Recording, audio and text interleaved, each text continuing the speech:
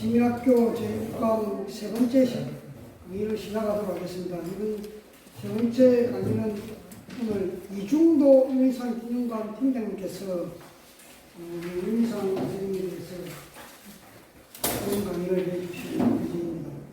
오늘 좀 어수선하지만은 자리를 며칠 바꿨습니다. 바꾼 게 아니고 있는 그대로 좀 분위기가 좀 다른데 그래도 강의에 집중해 주시면 좋겠습니다. 우리 강사님을 모시도록 하겠습니다.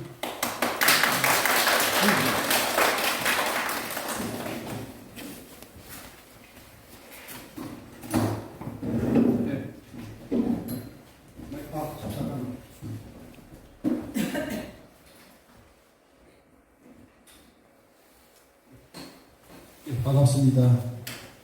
아는 분들이 거의 많습니다. 모르는 분도 이제 제법 되는데 모르는 분들도 안면은 조금 있는 것 같습니다. 오늘 그런데 제가 사실은 제 선생님한테 오래전에 강의를 요청받고 난 뒤에 뭘 좀 강의를 해야 될까 하고 좀 고민을 많이 했습니다. 하다가 김춘수 선생하고 유인상 선생님을 조금 미리 살펴보다가 상당히 공통된 부분이 있더라고요. 그래서 오늘 유인물 보면 김춘수 하나, 유인상 하나 이렇게 되어 있습니다. 그죠? 유인상 자료 같은 경우는 지금 보게 될 사진들, 여기 이 사진들에 대해서 제가 그냥 간단하게 설명을 붙여놓은 겁니다. 나중에 들으시고 난 뒤에 집에 가서 한번 훑어보시면 오늘 강의한 게 상당히 도움이 되실 겁니다. 그리고 김춘수 자료는 어디 잡지에서 좀 글을 하나 써달라 해가지고 제가 그냥 쓴 거예요. 이렇게 원고 첨가를 받아가지고 그걸 자료로 이렇게 쓰기로 했습니다. 제가 유인상과 김춘수를 이렇게 살펴보다가 공통점이 뭐냐면요, 결론적으로 이야기하면 두 사람 다 굉장히 고통스러운 일생을 보냈습니다. 굉장히 저는 유인상과 좀 고통스러운 줄 알았더만 김춘수 선생도 굉장히 고통스러운 인생을 보냈고 그 고통을 초과하려고 하고 그 고통을 극복하려고 하는 것들이 예술 속에 많이 반영이 되어 있습니다. 그게 첫 번째 공통점이고, 두 번째 공통점은 뭐냐 하면 이분들이 인생의 중반기라고 부를 수 있는 40대, 그때 통령을 만납니다. 그리고 통령에서 그들의 예술 세계가 말 그대로 급진전됩니다. 그런 모티프를 그 통령에서 발견합니다. 그게 공통점입니다. 두 번째 공통점이고, 세 번째도 재미가 있어. 오늘 이 수채화하고 있는 데 보니까 세 번째로 그림과의 관계입니다. 김춘수 선생님도 채용단장이라는 자기만의 그 전매 특허를 시작할 때 그림에서 시작합니다. 쉽게 말해서 잭슨 폴록의 액션 페인팅으로부터 굉장히 영향을 받아가지고 만들어냅니다. 유인상 선생님도 음악 세계에서 그림하고 건축은 절대적입니다. 그 정도 보면 여러분들 제가 결론적으로 이야기했을 때 상당히 공통점이 있죠. 그죠? 그림과의 관계, 두 사람 다 예술 세계가 그림에서 시작된다. 두 번째로는 통령과의 관계, 세 번째로는 고통의 문제. 그래서 제가 좀 색다르게 오늘 제가 잘 잡은 것 같아요. 이렇게 레벨이 높은 분들 모시고 강의할 때는 뭔가 좀 있어 보여야 되니까 제가 결론적으로 잘 잡은 것 같습니다. 먼저 지금 사실 유인상 선생님을 제가 이렇게 관련된 일을 한 지가 7년째입니다, 올해. 처음에 제가 유인상 선생님 관련된 일을 이렇게 했을 때는 불모지에 가까웠습니다. 그런데 지금 현재 보면 대한민국적으로도 그러고 통영에서도 굉장한 무게로 선생님이 이렇게 위치를 하고 계세요. 그래서 유인상 선생님을 정확하게 안다는 게 굉장히 중요하구나 하는 걸 제가 많이 느끼고 있습니다. 그래서 일단 먼저 선생님 일생에 대해서 제가 조금 메인 포인트를 사진으로 보면서 한번 정리를 해보겠습니다. 윤희상을 굉장히 싫어하는 사람도 많이 있어요. 그리고 윤희상을 갖다 굉장히 극단적으로 좋아하는 분들도 많이 있습니다. 그런데 싫어하든 좋아하든 간에 중요한 것은 객관적인 팩트를 좀 많이 알고 좋아하든지 싫어하든지 결정하는 것이 도움이 많이 됩니다. 너무 한 100 정도 팩트가 있다면 한 20 정도, 10 정도 팩트를 가지고 좋아하기도 하고 싫어하기도 하는 게 많습니다. 그러나 좀 성실하게 접근한다면 한 최소한 60 정도의 팩트를 가지고 그죠? 쌓고 난 뒤에 좋다, 싫다 이렇게 판단해보면 많은 극단적인 것들이 없어집니다. 그리고 이 사람에 대해서 이런 부분은 참 배울만 하구나, 또 이런 부분은 우리가 또 접근하기 쉽지 않구나 하는 것들이 다 나옵니다. 그래서 오늘은 선생님에 대한 여러 가지 쟁점되는 부분 중에서 팩트를 좀 우리가 지식적인 팩트를 한 70 정도까지 쌓는 거죠. 간단하게. 그런 계기를 먼저 가지도록 하겠습니다. 보세요. 20년대 통영항입니다. 1917년 9월 17일생입니다. 동갑이 누구냐 하면 기억하기 쉽습니다. 윤동주 시인 있죠, 그죠? 그분이 17년생입니다. 박정희 전 대통령도 1917년생입니다. 그래서 2017년 윤동주 탄생 100주년, 박정희 탄생 100주년, 윤희상 탄생 100주년입니다. 자, 아버지 윤기현 가설선 선비셨는데 선생님이 태어나실 때쯤 해가지고는 집안 상황이 안 좋아집니다. 그래서 소목 공장을 이렇게 하시기도 하고 의장을 했는데 다 실패합니다. 선생님에 대한 가장 중요한 그 오해 중에 하나가 오사카도 갔다 오고 파리도 갔다 오고 하는데 굉장히 집안 환경이 불명했지 않느냐 그런 오해를 많이 하세요. 실제로는 집안 환경이 그렇게 유복하지가 않습니다. 특히 태어날 때쯤 해가지고는 소목 공장도 실패하고 의장도 실패해가지고 굉장히 힘든 처지에 태어나십니다. 그리고 서자로 태어나십니다. 이분이 아버지가 원래 본부인에게서 따님만 두 분이 태어나세요. 그래서 후사를 잇기 위해서 산청에 이렇게 두 번째 부인이 등장합니다. 거기에 정남 3명가 태어나는데 그게 장남이 윤희상입니다. 그리고 연보를 정리할 때 산청 출생이 맞습니다. 외갓집에 태어나가지고 2살까지 살다가 3살 때 아버지 집은 통영으로 오십니다. 근데 호적부에서는 바로 통영으로부터 출발해서 저희들 정리할 때 통영 출생 이렇게 정리하는 겁니다. 그죠? 자, 이게 뭐 충무교회 출신들이 많죠? 뭐 박형민 선생, 윤희상 선생, 김추수 선생님, 뭐 유치한 선생님, 전형님 선생님 다 충무교회 유치원 출신입니다. 그 중에서 보면 여기 이분이 윤희상입니다. 끝에, 오른쪽 끝에. 그래서 교회 활동도 많이 하신 분이고, 자, 선생님이 인생에서 유일하게 음악 공부를 한 게 언제냐 하면 오사카 음악학교 35년 입학해가지고 37년에 그만두고 돌아온 게 유일한 공식 교육입니다. 그 오사카 학교가 제가 조사를 해보니까 스쿨 오브 오사카인데 최근에 칼리지 바뀌었어요. 대학 수준이 절대 안 됩니다. 안 되고 지금 제가 보면 예고 정도 되는 것 같아요. 그죠? 그런 데서 공부를 좀 하시고 돌아왔는데 유학을 갈 때도 집에서는 반대합니다. 우리 형편에 절대 음악은 안 된다. 네가 오사카 상업학교 진학해서 은행에 취직하겠다면 가는 대비는 내가 해줄게. 아버지가 그렇게 이야기를 하십니다. 좋습니다, 아버지. 상업학교 진학하겠습니다. 해놓고 상업학교까지 갔다가 뒤로 돌아가가지고 음악학교를 진학합니다. 거기에서 주경야독 하면서 공부를 하고 있는데 갑자기 집에서 연락이 옵니다. 어머니가 급사했다는 겁니다. 그래서 나 16살인데 막내를 출산하다가 너무 영양실조에 걸린 어머니가 출산 중에 돌아가십니다. 그래서 그 소식을 듣고 윤희상 선생님이 16살 나이에 오사카 음악학교 공부를 그만두시고 돌아오십니다. 돌아오자마자 이 화양학원 사장면에 있었죠. 저기 그죠? 화양학원에서 1년 정도 교직 생활을 하십니다. 그때 제 인생의 재미있는 사건이 뭐냐면 무전여행을 통해 가지고 통영부터 신주까지 무전여행을 하십니다. 그런 체험을 하십니다. 그래서 한반도를 사사치 훈련 체험을 하는 그 계기가 된 게 바로 이 화양학원 시절입니다. 친구 이상용 선생님이 1944년에 일경이 갑자기 선생님이 살고 있는 가택 수색을 해보니까 한국으로서는 악보가 발견됩니다. 그래서 체포당하는데요. 체포당하고 2달 정도 옥고를 치르고 나옵니다. 그때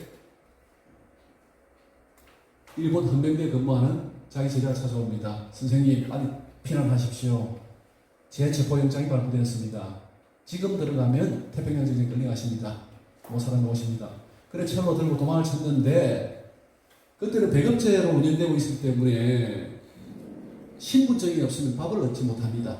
배급을 얻지 못합니다. 그래서 굉장히 건강이 안 좋아지십니다.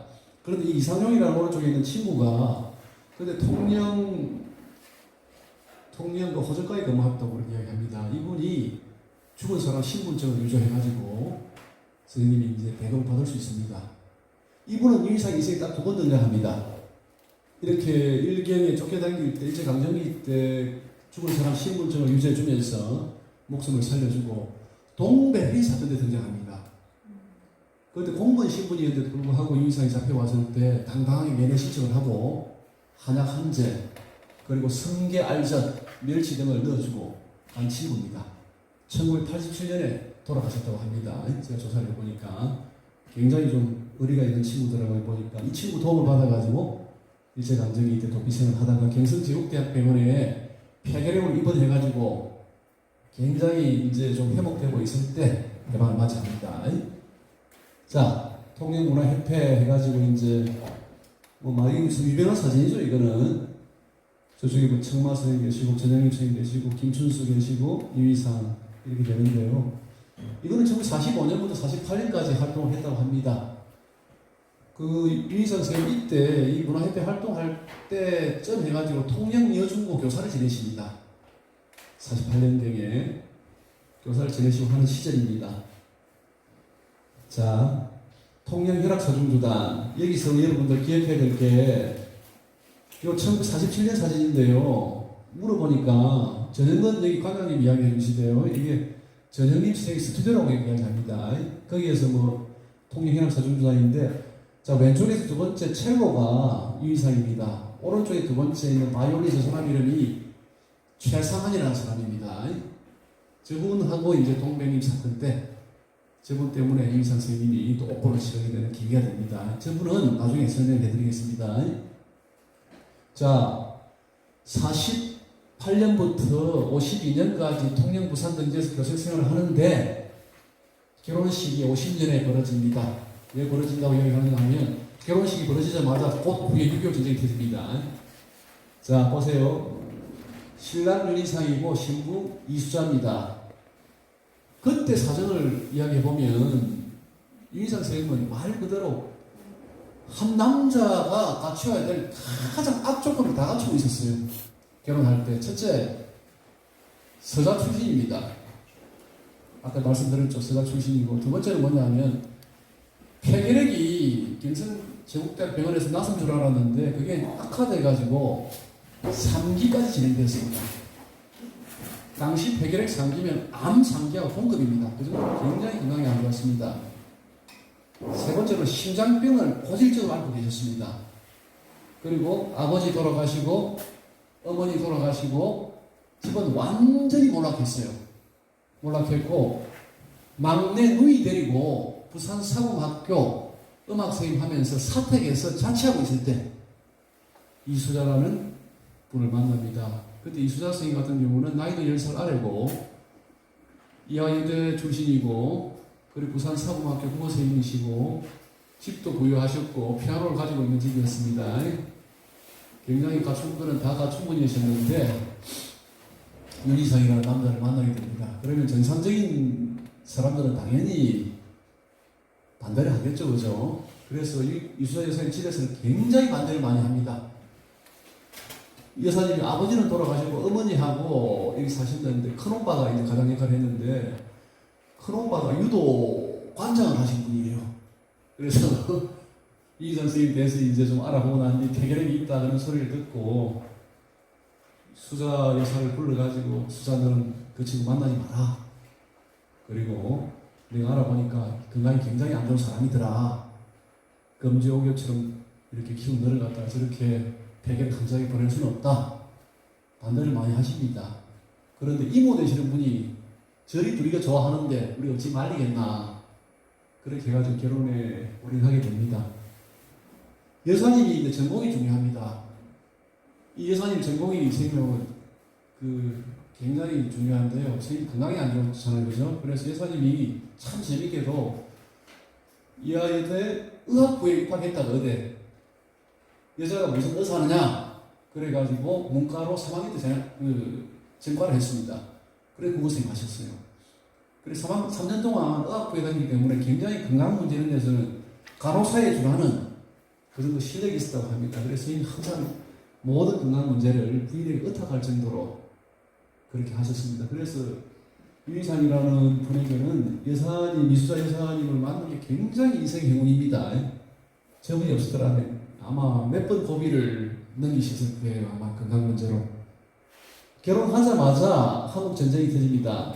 그래서 부산에서 그때 부산고등학교 교사로 계실 때인데 전시작곡협회 조직하고 한국작곡협회 회원으로 이렇게 활동하십니다. 끝에 있는 오른쪽 끝이 유희상입니다.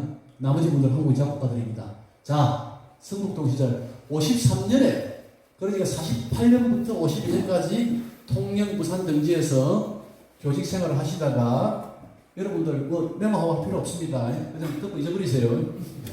여기 다 적혀있고 연보 자전 다 있습니다. 대신 오늘은 이제 듣고 잊어버리면 됩니다. 자, 유일하게 제가 이 시절 좋아해요. 선생님이 성북동에 이제 53년에 이주를 합니다. 휴전협정 체결되자마자. 그때 딸이 있었고, 그때 둘째 아드님은 그때 임신을 한 중이었습니다. 그리고 나라도 전쟁이 끝나고 이제 청운의 뜻을 품고 서울에서 올라가야 되겠다 해가지고 올라갔습니다. 얼굴이 막잖아요. 인생의 유일한 시절이에요. 53년부터 56년까지. 56년에 프랑스가 끝났으니까 그 3년이 저를 막습니다. 그 제가 참 좋아하는 사진인데, 이 사진이 사모님 이렇게 이야기합니다. 그때 사모님은 지옥이었다. 선생님은 저렇게 밝으니까 항상 그렇잖아요. 한 명이 밝으면 한 명은 어둡습니다. 왜냐하면 성북동에 살 때 양정고등학교 음악선생님 하시다가 몸이 너무 안 좋아가지고 그 양정음악선생님 빨리 그만두세요. 그러고 이제 특성여대 음대, 기타여대 음대 강사로 나가십니다. 자, 강사로 나가면 시간이 많잖아요. 그죠? 고등학교 선생님 하실 때는 시간이 없었는데, 그러니까 이제 선생님 폐결핵 때문에 술 마시면 안 됩니다. 술, 담배 하면 안 되는데, 집 앞에 바로 여기서 저기 끝에 있는 그림정도 거리에 골목 하나 건너에 대주가인 시인 조지훈이 살았습니다. 조지훈 선생님은 술 때문에 일찍 돌아가셨죠. 48에 돌아가십니다. 술 때문에 돌아가셨는데, 그분이 바로 집 앞에 한 10m 거리에 삽니다. 길 건너에. 사모님이 하시는 말씀이, 조지훈을 처음 본 게 둘째를 임신해가지고 임신 8개월 때, 그때 통금이 있었습니다. 통행금지가 12시부터 4시까지, 새벽 4시까지. 그 통금을 못 내리니까 술 먹다가 집에 들어가야 되는데 11시 반쯤 되면 11시 50분에 둘째를 임신한 8개월 때 집 앞에 떠들썩하더랍니다. 노래 부르는 소리 들리고. 그래서 힘든 몸을 일으켜서 11시 45분에 나가보니까 윤희상, 조지훈, 플러스 예수님 학교 다닐 때, 예하여 다닐 때 지도교수 플러스 2명이 한 5명 정도가 웅성거리고 있더래요. 그래서 어떻게 오셨습니까 하니까 술을 한 잔 더 해야 되겠다. 당신 집에 들어가서 콩나물 끓이고 막걸리 좀 받아오소. 임신 8개월 된 몸을 이끌고 밤 11시 40분에 술을 받으러 가야 되는 그런 시절이었습니다. 너무 힘들었는데 돌아보니까 너무 인간적인 시절이었더니 회고되는 시절이 53년부터 56년까지입니다. 성북동 시절인데, 그때 그 우정의 결실로 탄생한 게 고대 교가입니다. 고려대학교 교가가 이런 조사해 보면 조지훈 작사, 유희상 작곡입니다. 조지훈 선생님이 1920년생입니다. 유희상 선생님은 3살 아래입니다. 두 사람이 막걸리를 퍼마시고 있다가, 그 유희상 선생님은 절대 술 마시면 안 되는데 조지훈 때문에 이제 술은 좀 드셨다고 합니다. 갑자기 조지훈 선생님께서, 아유 선배님, 학교가 해방된 지가 이렇게 오래되는데 아직도 학교 노래가 없다. 제가 작사할 테니까 선배님 작곡하세요 해가지고 고대 교가 탄생합니다. 그것도 우정의 결실이니까. 또 재미가 있는 거는 이 유희상 선생님 일생에 있다 보면 숫자가 재미가 있어요. 생년월일도 1917년 9월 17일입니다. 1917년 9월 17일. 암명이 좋죠. 이중섭 생일도 재미가 있습니다. 제가 특수로 올라가 보니까 이중섭 2016년에 100주년인데 이중섭은 마이너스 1하면 됩니다. 1916년 9월 16일입니다. 자, 17년부터 95년까지 78년 생애를 사십니다. 그걸 반으로 나누세요. 39년은 대한민국에 사시고 39년, 그래 39, 39. 숫자가 재미가 있습니다. 여기. 또 재미가 있는 것은 조지훈 생일입니다. 조지훈 생일은 우정을 나누었는데 조지훈 생일 언제 돌아가시느냐 하면 동백님 사건으로 잡혀오셨을 때, 옥살 하실 때 68년에 조지훈 생일이 돌아가세요. 참 지인들의 숫자가 재미가 있어요. 그래서 고대교가 탄생하는 그 시절인데 그 시절에 선생님 인생에 큰 행운을 맞이합니다. 자, 서울시 문화상 수상입니다. 1955년 30대 후반에 서울시 문화상을 받으시는데 작곡 분야 최초로 받으십니다. 지금은 이 상이 많이 내려왔어요. 근데 그 시절의 상은 지금 서울시 문화상이 아니라 지금 제가 비유하자면 호암상이죠. 호암상, 삼성재단의 그 정도는 대한민국의 제일 큰 상입니다. 이걸 작곡 분야 최초로 받습니다. 그러고 난 뒤 상금 10만 원입니다. 큰 돈입니다. 상금 10만 원을 갖다 합학가치로 환송하면, 부동산으로 환송하면 종로 팔판동에 단독주택을 하나 살 돈이라고 합니다. 그 시절에. 그 돈을 거머쥐었으니까 범성한 남자 같았으면 여보 이제 고생 끝났다. 로또 됐다. 그때 왜냐 사모님은 전업주부였어요. 결혼하자마자 아들 딸 키우고 힘든데 자 고생 끝났다. 이제 좀 행복하게 살자 할 텐데 10만 원 돈을 지니까 욕심이 생긴 겁니다. 유학을 가야 되겠다는 겁니다. 그래서 저 여사님한테 직접 최근에 물어봤어. 그때 심정이 어땠습니까? 이제 겨우 전쟁 때 그저 집안에 좀 기틀을 잡을 때인데 10만 원 받고 그때 유학을 가야 되겠다. 더 돈이 필요한 거예요.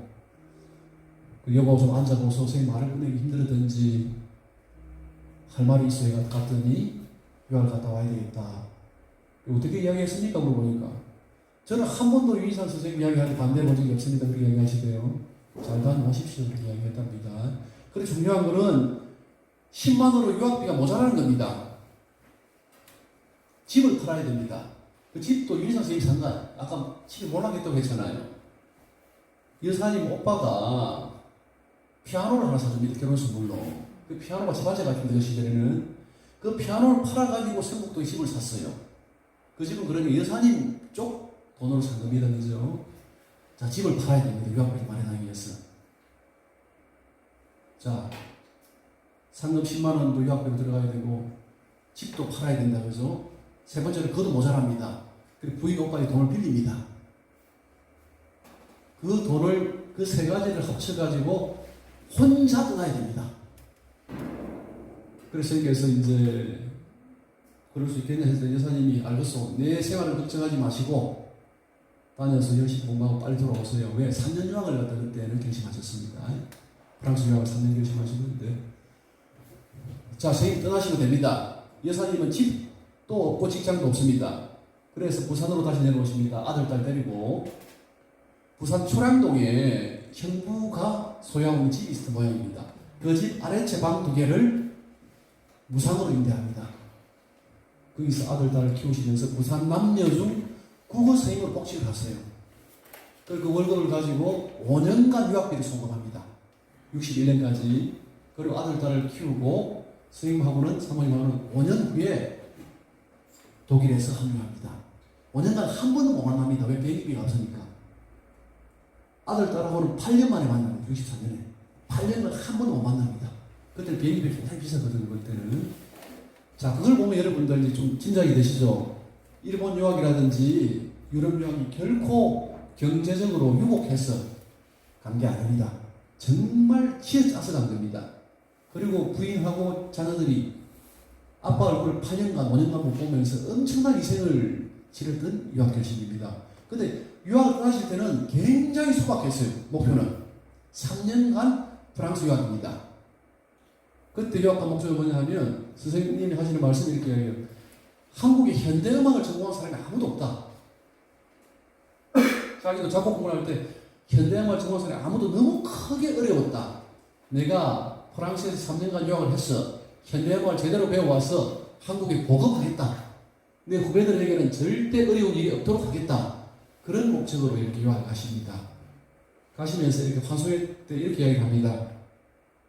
이 건강, 즉 폐결핵, 심장병, 이 나이 40, 그리고 가장으로서 모든 책임을 부인에게 떠넘기고 혼자 간다.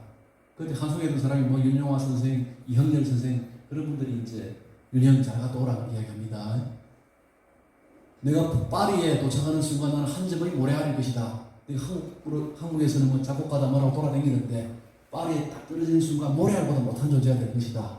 그리고 양념 모래알로 끝날지도 모른다. 그렇지만은 지금 이런 기회가 있을 때 한국 현대음악을 위해서 내가 공부 제대로 하고 오겠다. 그리 뜻합니다.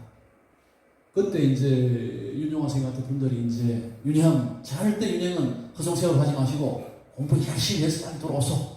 그렇게 하면서 환송회를 하고 사모님하고 아들 딸들은 그 환송회 모임도 끼지도 못하고 뒤에서 이제 잘 다녀오세요.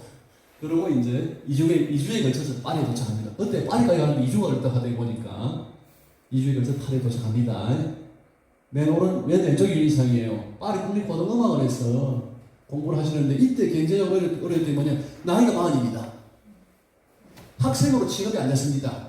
학생은 23살 정도에서 아마 끝났을 때입니다. 40살이 갔기 때문에 학생이면 학비가 많이 면제되는데 학비 면제를 받지 못했어요. 그래서 철저하게 경제적으로 어려웠습니다. 그리고 밥도 많이 굶었다고 합니다. 현재 보면 여기서 보면 국비학 문화 그런 거 아니에요. 그때 국비학 음악 없었습니다. 그런 거 없었고 정말 사비로 가셨고 철저히 어려웠어요. 그 편지 보면 사모님도 부산 남녀중에서 교사를 하시면서 그 급여를 성공하는 게 조금 끝날 수가 있습니다. 그럼 며칠 급여가 안 오면 굶어야 되는 시절이에요. 그런 식으로 파리에서 보냅니다. 굉장히 힘들게 보냅니다. 그런 와중에서도 파리 한인회 회장을 하십니다. 이게 재미가 있는 것입니다. 해방되자마자 선생님께서 사실은 부산 대원리에서 고아원 원장을 하셨어요. 부산 시립 고아원 원장을 하셨습니다. 그 음악 가로서 특이한 일입니다. 그런데 파리 가서 그렇게 어렵고 배도 곱고 경제적으로 어려우면서도 파리 한인회 회장을 맡으셨어요. 나중에 독일 가도 저런 걸 또 맡게 됩니다. 그건 천성입니다. 자, 그 다음 이제 파리에서 떠나야 된 거는 아까 학비도 어려웠지만은 다른 이유는 뭐 좀 좋다요. 파리 국립고등음악원 갔는데 분위기가 너무 보수적이고 그리고 현대음악을 보려는 그런 실험들, 그런 전위적인 실험들이 많이 없었던 모양입니다. 그래서 말 그대로 독일로 건너갑니다. 오른쪽이 윤희상이, 왼쪽이 뭐 슈브라 실리 교수인데, 지도 교수인데 나이가 비슷하죠. 왜냐하면 선생님이 40살이 가시기 때문에 교수님 나이가 그리 차이가 안 났습니다. 슐링 교수라는 사람하고 그다음 여기 사진에는 없는데 보리스 블라라는 저명한 작곡가한테 배웁니다. 자, 지금 은퇴하셨죠. 여기 책도 여기 봄날에서 냈더만 최정호 교수님, 울산대 석재 교수님의 그 언론이 동아일보 주필진에 최정호 선생님 하시는 말씀이 그때 윤희상하고 같이 있다고 합니다. 윤희상 선생님은 베를린에 계셨고 자기도 베를린 자유대학에 철학 박사학위를 할 텐데 한국에서 대학 강사를 하고 가셨는데 그때 베를린에서는 대학생으로 시작하셨어요. 처음부터 시작하셨습니다. 그것도 큰 결심입니다. 처음부터 깨끗하게 배우고 싶다 한 겁니다. 그래서 말 그대로 40살 만학도로 그렇게 대학에서 공부를 하기 시작합니다. 2년 동안 그렇게 공부하셨고, 자, 여기서부터 이제 좀 메인 포인트입니다. 그 사진 설명도 하나 있을 거예요, 보면. 한번 보세요. 59년 다른 수사한테 설명 한번 보세요. 맨 왼쪽이 백남준입니다. 백남준. 사진이 지금 흐린데, 백남준 선생님이시고, 그 옆에가 윤희상. 저쪽이 노무라 요시오라고 일본 사람입니다. 맨 오른쪽이 하얀 옷이 존 케이지입니다. 존 케이지. 존 케이지는 여러분들 아실 거예요. 4분 43초 해가지고 피아노 앞에 나와서 4분 43초 동안 앉았다 들어가신 분 있죠. 그분입니다. 말 그대로 다름슈타트는 도시인이기도 하고 거기에서 다름슈타트 현대음악제 또는 다름슈타트 학위 강습에서 말 그대로 전위적인 실험의 용광로입니다. 엄청난 실험들이 이루어지고 있는 장소였습니다. 그 실험을 주도했던 사람이 맨 오른쪽에 존 케이지예요. 그죠? 존 케이지고, 그때 슈토하우젠 같은 사람들이 실험을 주도하는데, 자, 제가 이 중요하다는 건 뭐냐 하면, 여기에서 아까 말한 대로 스님이 통념을 재발견하게 되고, 그림을 예술 세계에서 채택하는 계기가 됩니다. 이 사진이 중요한데요. 자, 내가 유이상하고 백남준 두 사람을 많이 비교를 합니다. 정반대의 꼴입니다. 이 백남준 스님도 세계적인 거장이고 유이상도 세계적인 거장인데 두 사람은 배경에서나 세계에서나 완전히 정반대입니다. 전혀 닮은 점이 없습니다. 자, 그때 실험을 주도하고 있는 사람이 오른쪽, 맨 오른쪽에 있는 존 케이지입니다. 말 그대로 뭐, 여기 편지 한번 보세요. 여기 제가 하나 뽑아놨죠. 여기 다른 시사도 오실 분이 하면 편지 내용이 이렇게 적혀 있습니다. 여보 어제 존 케이지 연주를 들어서 멜로디도 없고 그죠? 금방 몇 개 뚱뚱 누르고 팔꿈치로 금방 뚱 치고 장구치도 수파도로 치고 뚜껑 열었다 닫았다 하고 연주가 옆에 라디오 틀어놓고 그래서 말 그대로 관객들도 그냥 두 손 두 발 다 들어버린 그런 연주를 하고 있는 게 존 케이지였습니다. 그때 선생님은 많은 거부감을 일으킵니다. 편지에 보면 나는 도저히 이런 괴짜들을 따라갈 수가 없다는 겁니다. 불가능하다는 겁니다. 그리고 따라가기도 싫다는 겁니다. 돈을 산더미로 준다고 해도 나는 이런 음악 못하겠어. 그런 편지를 쓰십니다. 굉장히 중요한 포인트입니다. 자, 그런데 거기 보면 백남준 군은 머리도 명석하고 해가지고 이런 류의 음악을 잘 따라가는 것 같다. 그리고 결론적으로 이렇게 이야기합니다. 이런 류의 실험적인 음악은 존 케이지와 백남준 군에게 맡기면 족하다. 자, 이거 굉장히 중요한 테마입니다. 자, 백남준 선생님은 유인상 배경이 젊은데요. 굉장히 기영에서 보 출신입니다. 만성부 출신입니다. 그리고 도쿄대 미대 출신입니다. 말 그대로 도쿄대 미대에 있을 때 이런 아방가르드, 전위음악, 전위미술에 대해서 완벽하게 체득하고 유럽으로 건너간 겁니다. 그리고 존 케이지를 만나자마자 자석처럼 달라붙어 버립니다. 익히 익숙한 세계였고 말 그대로 한국에서 예를 들면 다 공부하고 그 세계를 유럽에 갔더니 익히 내가 익숙한 세계구나 그런 건 똑같습니다. 그리고 존 케이지를 만났을 때 백남준은 존 케이지는 나의 스승이자 나의 친구자 형제다라고 이야기할 정도로 굉장히 가깝게 지냅니다. 그리고 존 케이지도 백남준을 굉장히 아낍니다. 두 사람이 우리 파트너십을 가지고 연주도 많이 하고 많이 했어요, 작업을. 그런데 유이사 선생님은 공부를 한다고 했지만 오사카 학교 그거 좀 주경 양독 좀 하고 그래서 그걸 토대로 뭐 독학 활동하면서 말 그대로 음악 선생님 하시면서 40살까지 대한민국에서 보내고 건너간 겁니다. 이런 류의 실험은 전혀 몰랐어요. 그리고 40살 돼서 갔기 때문에 머리가 굵어져서 갔습니다. 이런 류의 실험을 받아들이려야 받아들일 수가 없었습니다. 그래서 그 편지에 보면 여보 나는 저런 괴짜들을 도저히 따라갈 수가 없어. 그리고 내 성정이 저런 괴짜들을 받아들이기에는 그죠? 싫다는 겁니다. 자, 거기서 선생님이 고민을 많이 하세요. 자, 이렇게 이야기합니다. 보통 이야기할 때 다큐멘터리 작가들이 몸에 맞지 않는 옷이지만은 이 존 케이지, 슈토하우젠 같은 그런 실험적인 음악을 따라가서 말석에서나마 자리를 하나 차지하느냐 아니면 이런 류의 음악이 아닌 내가 할 수 있는 음악을 길을 가서 새로운 영역을 개척하느냐 중대한 기로였습니다. 중대한 기로입니다. 근데 선생님 만일에 이런 류의 음악을 따라갔더라면 지금의 유인상은 없을 겁니다. 왜 맞지 않는 것입니다. 백남준만큼 해낼 수가 없어요. 그래서 선생님께서 가감하게 결단하시기를 내가 맞지 않는 옷을 입을 수는 없다. 해가지고 내게 맞는 옷이 뭐냐라고 고민할 때 내 지도 교수 2명이 있다고 했죠. 아까 옆에 있는 실링 교수 말고 보리스 볼라라는 지도 교수가 있습니다. 전형한 작곡가입니다. 그분이 이렇게 말씀하셨다고 하대요. 유인상 선생, 당신 속에 있는 곳으로부터 출발하시오. 그 말이 뭐냐 하면 뭔가 좋은 교수는 학생을 자극하게 합니다. 그죠? 뭔가 이 사람이 좀 당하고 있는 것 같고 길에서 이렇게 두 갈래길을 놓고 고민하는 것처럼 보이니까 큰 걸 하나 던져준 겁니다. 유희사 선생, 당신 속에 있는 것부터 출발하시오. 그럼 내 속에 뭐가 있습니까? 속에 아무것도 없으면 출발 못합니다. 그죠? 자, 유희사 선생이 그때 통령을 발견합니다. 내 속에는 통령이 있다는 겁니다. 통령. 자, 우리 거기 사진을 만난 유희상 이 자료 맨 마지막에 한번 보세요. 보면 맨 마지막에 그거 있죠. 여기 1994년 통령 시민에게 보내는 육식 편지 있죠. 그죠? 맨 마지막에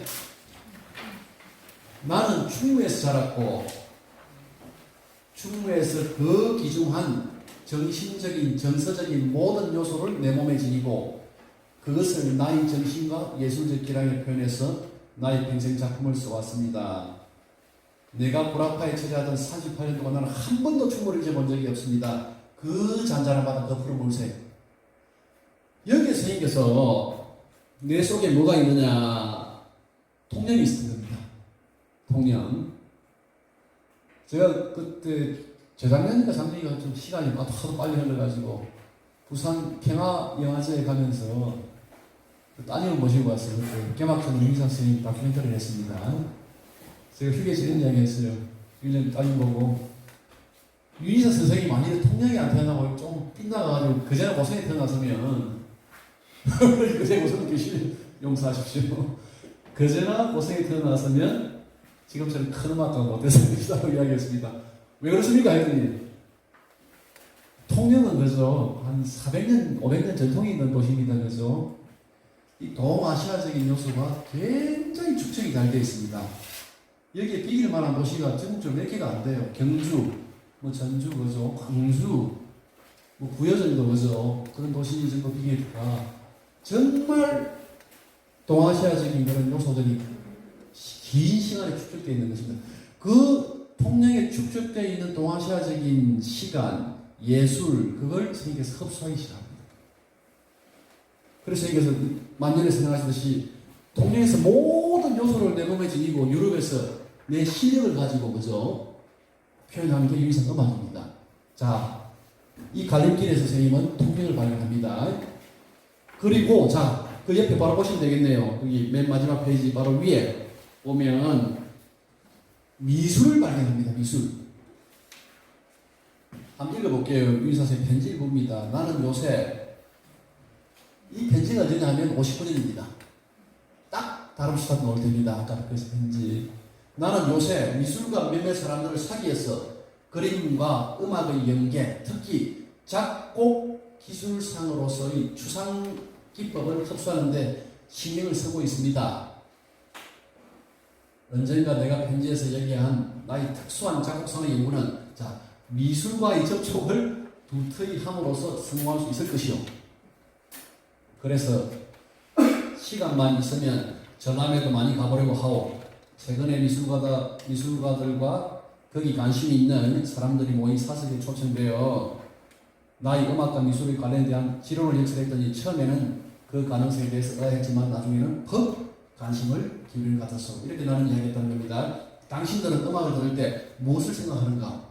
과거의 아름다운 시절의 추억, 아름다운 풍경, 아름다운 사랑, 언젠가 읽은 적이 있는 소설, 그러나 그런 기억들이 아닌 다른 방식의 감상법, 즉 음악에서 울려나오는 멜로디의 선, 다학기의 강타와 가리나 조화로 우러나오는 색채로 말미암아 마치 어떤 공간에 모자이크의 그림을 그리는 것처럼 기묘한 성과, 색채와 크고 작은 각종 이상의 점들을 두뇌에 그리며 음악을 즐기는 부류가 반드시 있을 것이다.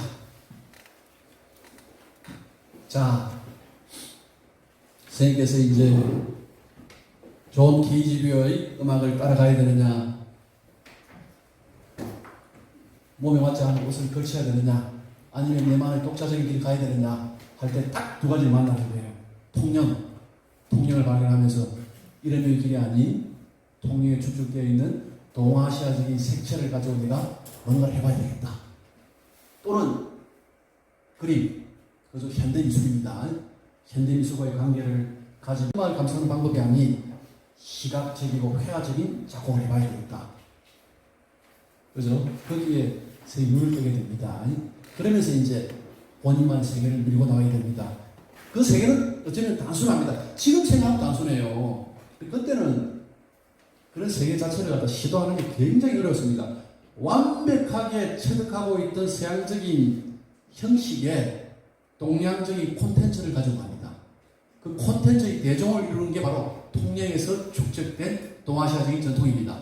유가적인 전통, 불가적인 전통, 특히 샤머니즘적인 전통들 그걸 다 끌고 갑니다. 그래서 그걸 서양적 형식이 담기 시작합니다. 나중에 나무라는 걸 하나 들어보겠습니다. 나중에 자 여기서 우리가 메인 포인트를 잡았습니다. 세계 예술세계 출발점에서 통영 그리고 미술입니다. 그죠? 그리고 김춘수하고도 똑같습니다. 백호 사신도 강서 고군에 있는 고구려 백화입니다. 이거 보러 왔다가 험한골 당합니다. 주작 공항이죠. 이도 사신도에 있는 작품입니다. 자 64년에 온만이 밤매훔 말 그대로 불가적인 색채를 서양음악에 집어넣은 겁니다.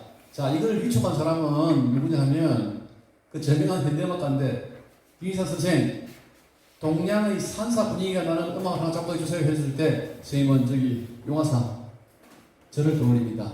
거기 작품 노트에 보면 어릴 때 연등 체험도 했고 고요한 저기 용화사 올라갔을 때 그죠 경내를 돌 때 그 느낌 그걸 그대로 집어넣은 게 온만이 밤매훔입니다. 이거 이해할 때 여러분들 유희상 음악 이야기할 때 그리 너무 어렵게 접근하면 안 돼요. 그 작곡 배경이 통영하고 굉장히 밀접합니다 여러분들.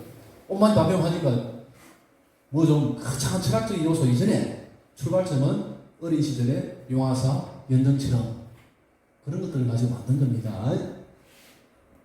유통의 꿈 이것도 중국 신화를 가지고 만든 겁니다. 유통이라는 사람. 자 예약 이게 존재합니다. 이 1970년 사진인데 원래 예약이라는 곡은 66년에 만들어집니다. 이 예약이라는 곡은 유희상 인생이 굉장히 중요한 곡입니다. 이 예약이라는 곡을 가지고 선생님의 악곡 형식과 내용이 완결된 작품입니다. 이 이야기 나왔을 때 일본에 있는 비평가는 아시아 천년을 대표한다. 아시아 천년에 이런 천년적인 작곡가도 없었고 앞으로 천년가도 없을 것이다. 라고 선언했던 굉장히 중요한 작품입니다. 그리고 유희상 음악을 이야기할 때 야학은 유희상 선생의 음악이 형식적으로나 내용적으로나 완결된 형식으로 이렇게 등장하는 데입니다. 자, 동백림 사건입니다. 이 사건이 잘 알아야 됩니다. 그냥 설명 잘 해놨는데요. 이게 오늘 핵심 포인트인 게 엊그제 법무부의 변호사들이 내려와가지고 재심 청구에 들어갔습니다. 동백림 사건 재심 청구. 정치적으로는 2006년에 해결이 됐는데 법적으로는 아직 해결이 안 됐어요. 그 재심을 청구해서 판결문을 제거해야 됩니다. 그 작업에 들어갔다고 제가 들었습니다. 직접 만났어요, 변호사들을. 1963년에 67년 동백림 사건이 터지기 전에 63년에 유희상 선생님이 북한을 방문합니다. 자, 아까 우리 최상한이라는 사람 기억하라고 했죠, 최상한. 그래서 최상한 선생은 1918년생입니다. 그런데 유희상 선생하고 통영고등학교 동기동창 작곡가입니다. 충무교회도 같이 다녔어요. 동경 유학합니다. 그분이 6.25 한국전쟁 때 서울에 체류하고 있다가 잠시 폭격을 피해가지고 북쪽으로 피난을 갔는데 선이 꺼지고 맙니다. 그럼 내려오지 못합니다. 월북설도 있지만 납북설이 더 강합니다. 왜냐하면 조사를 해보면 그 충무교회 쪽에 헌금을 조사해보면 그 헌금을 그 납북되기 전까지 계속 내셨어요. 그리고 사회주의 사상하고도 거리가 멀어요. 어떤 면에서. 그래서 월북설보다는 납북설이 좀 무게가 있는 것 같습니다. 자, 스님께서 유학을 가셨을 때, 자, 그때는 서독, 동독이 갈라지지 않습니까? 그죠? 자, 서독은 대한민국하고 국교를 맺고 있었고, 동독은 사회주의 국가니까 북한하고 국교를 맺고 있습니다. 대한민국 대사관은 서독 임시수도인 본에 있었고, 자, 북한 대사관이 동베를린에 있습니다. 동베를린. 그때 여러분들 이 상상 이렇게 하면 가신 분들 알겠지만은, 베를린은 동독 꼭판에 있습니다. 한국 시장 평양 쪽에 있어요. 휴전선이 있는 게 아닙니다. 그 동독 꼭판에 있는 베를린을 딱 나눠가지고 서베를린은 서독, 동베를린 동독 소유입니다. 서베를린은 미국, 영국, 프랑스가 연합해서 관리하고 있었고 동베를린은 소련이 관리하고 있습니다. 선생님은 서베를린에 음악대학을 나오셨고 서베를린은 거기서 작곡 활동하고 계셨습니다. 그 당시만 하더라도 동베를린, 서베를린은 장을 보러 갈 수 있을 정도가 있습니다. 서로 교통이 왕래되는 시절입니다. 자, 최상한 씨는 북에 있지만은 부인하고 아들은 전부 대한민국에 있습니다. 저희 서베리를 유학하고 있으니까, 그리고 학교 활동하고 있으니까 최상한 씨 부인이 간청합니다. 선생님, 동베를린 북한 대사를 통하면 이 사람 가지고 앞으로 갈 수가 있답니다. 제 남편이 살아계신지 돌아가신지 한번 좀 알아봐 주십시오. 어찌어찌 알아보니까 살아있다는 겁니다. 최상한 씨가. 그럼 내가 한번 만날 수 없겠느냐? 중마고를 한번 만나고 싶은 겁니다. 그래서 동베를린 북한 대사에서 그러면 친구도 만날 때 평양 한번 다녀가세요. 그 초청을 받고 부인하고 같이 한 3주 정도 북한을 방문합니다. 방문해가지고 그 친구를 만납니다. 사흘 정도 만나는데 만남의 시간은 굉장히 어색하게 끝이 납니다. 왜? 감시를 받고 있기 때문에. 유희선 선생은 이제 호텔에서 최상한 씨가 3주가 머무르는데 끝나기 직전 사흘 전에 찾아갔던 모양입니다. 상한아! 이랬는데 상한 씨는 그래 이렇게 나온 겁니다. 왜? 이거 좀 감시하는 분이 많으니까. 그러면서 어색하게 끝난 이유가 뭐냐면 최상한 씨가 유희상 보고 유희상이 너 하는 음악도 가짜야. 자본주의 사회 효과음악이야. 자본주의 사회 장식물이야. 너 그런 음악 하면 안 돼. 그런 이야기하고 있으면 끝이 납니다. 그리고 돌아옵니다. 돌아와서 아무 일도 없습니다. 열심히 작곡하고 이야기 발표됨으로써 세계적인 명성에 가까이 가고 있는데 동백림 사건이 1967년 터집니다. 194명이 수사 대상이 됩니다. 유럽에 있는 유학생들 그리고 국내파들이 북한하고 접촉하고 있다는 이유로 체포가 들어와서 수사를 해보니까 194명이 수사 대상이 됩니다. 유럽 유학생들 거의 전수조사하듯이 수사 대상이 됩니다. 국내에서는 천상병 시인 같은 사람이 강아무개 씨한테 막걸리가 삥 떴다가 간첩으로 잡혀가죠. 간첩 불고지죄 잡혀갑니다. 너 왜 강아무개가 간첩임을 알면서 신고를 안 했냐는 겁니다. 어떻게 얘기하냐면 강아무개가 그 천상병 시인 서울대 경영학과 동기동창인데 행정고시 합격해가지고 재경으로 근무하고 있었어요. 근데 천상병 시인은 돈이 없는 시인이니까 강아무개한테 500원 내놔. 막걸리가 없어. 그러니까 강아무개가 돈 없어 임마. 그러니까 너 임마 500원 지금 당장 안 주면 너 간첩이라고 신고할 거야. 실제 바로 그렇습니다. 농담과 함께 그 친구 500원 줬습니다. 그래가지고 그걸 막걸리 사먹고 끝났습니다. 그런데 수사를 해보니까 너 그 친구 간첩인 걸 알면서 간첩 아닙니다. 강아무개. 너 왜 간첩인 걸 알면서 신고 안 했니? 해가지고 고문을 당합니다. 그런 지금 수사가 많이 이루어졌는데 유희상은 재미가 있는 거는 67년 당시에 서베르린에서 어떤 행사 가고 있는데 남자 두 명이 접근합니다. 선생님, 보안에 있는 대사관에서 나왔습니다. 예, 어떻게 오셨습니까? 박정희 대통령 친서를 가지고 왔습니다. 편지를. 사바이 호텔까지 가셔서 편지 받아가십시오. 뭔가 좀 이상한 거예요, 선생님 생각해서. 그럼 가봅시다. 사바이 호텔 갔더니 사바이 호텔에서 아니 지금 여기 친서가 없습니다. 보안에 있는 대사관에 지금 있습니다. 보안에 있는 대사관까지 갑시다는 거예요. 오늘 지금 어디 가야 되는데 아니 말도 갑시다. 보안에 대사관 옵니다. 보안에 오니까 편지는 없는 겁니다. 중요한 것은 뭐냐 하면 중앙정보부 요원들이 4년 전 그러니까 63년 유희상 선생의 북한 방문은 아예 모르고 있었어요. 유학생들은 다 잡아 조사를 해야 되니까 그냥 유희상 선생님도 조사하러 앉힌 겁니다. 대수롭지 않게 그러니까 이렇게 얘기합니다. 선생님 오늘 그 친서 같은 건 없습니다. 다만 몇 가지 조사할 게 있어서 이렇게 대사관에 보는 겁니다. 혹시 북한하고 접촉하신 적 있습니까? 그럼 어떻게 해야 됩니까? 정상적인 사람은 없습니다 해야 되잖아요. 제가 근데 왜 갑니까? 했는데 그들은 4년 전에 북한 방문을 모르고 그냥 물어본 겁니다. 유학생들 다 조사를 해야 되니까.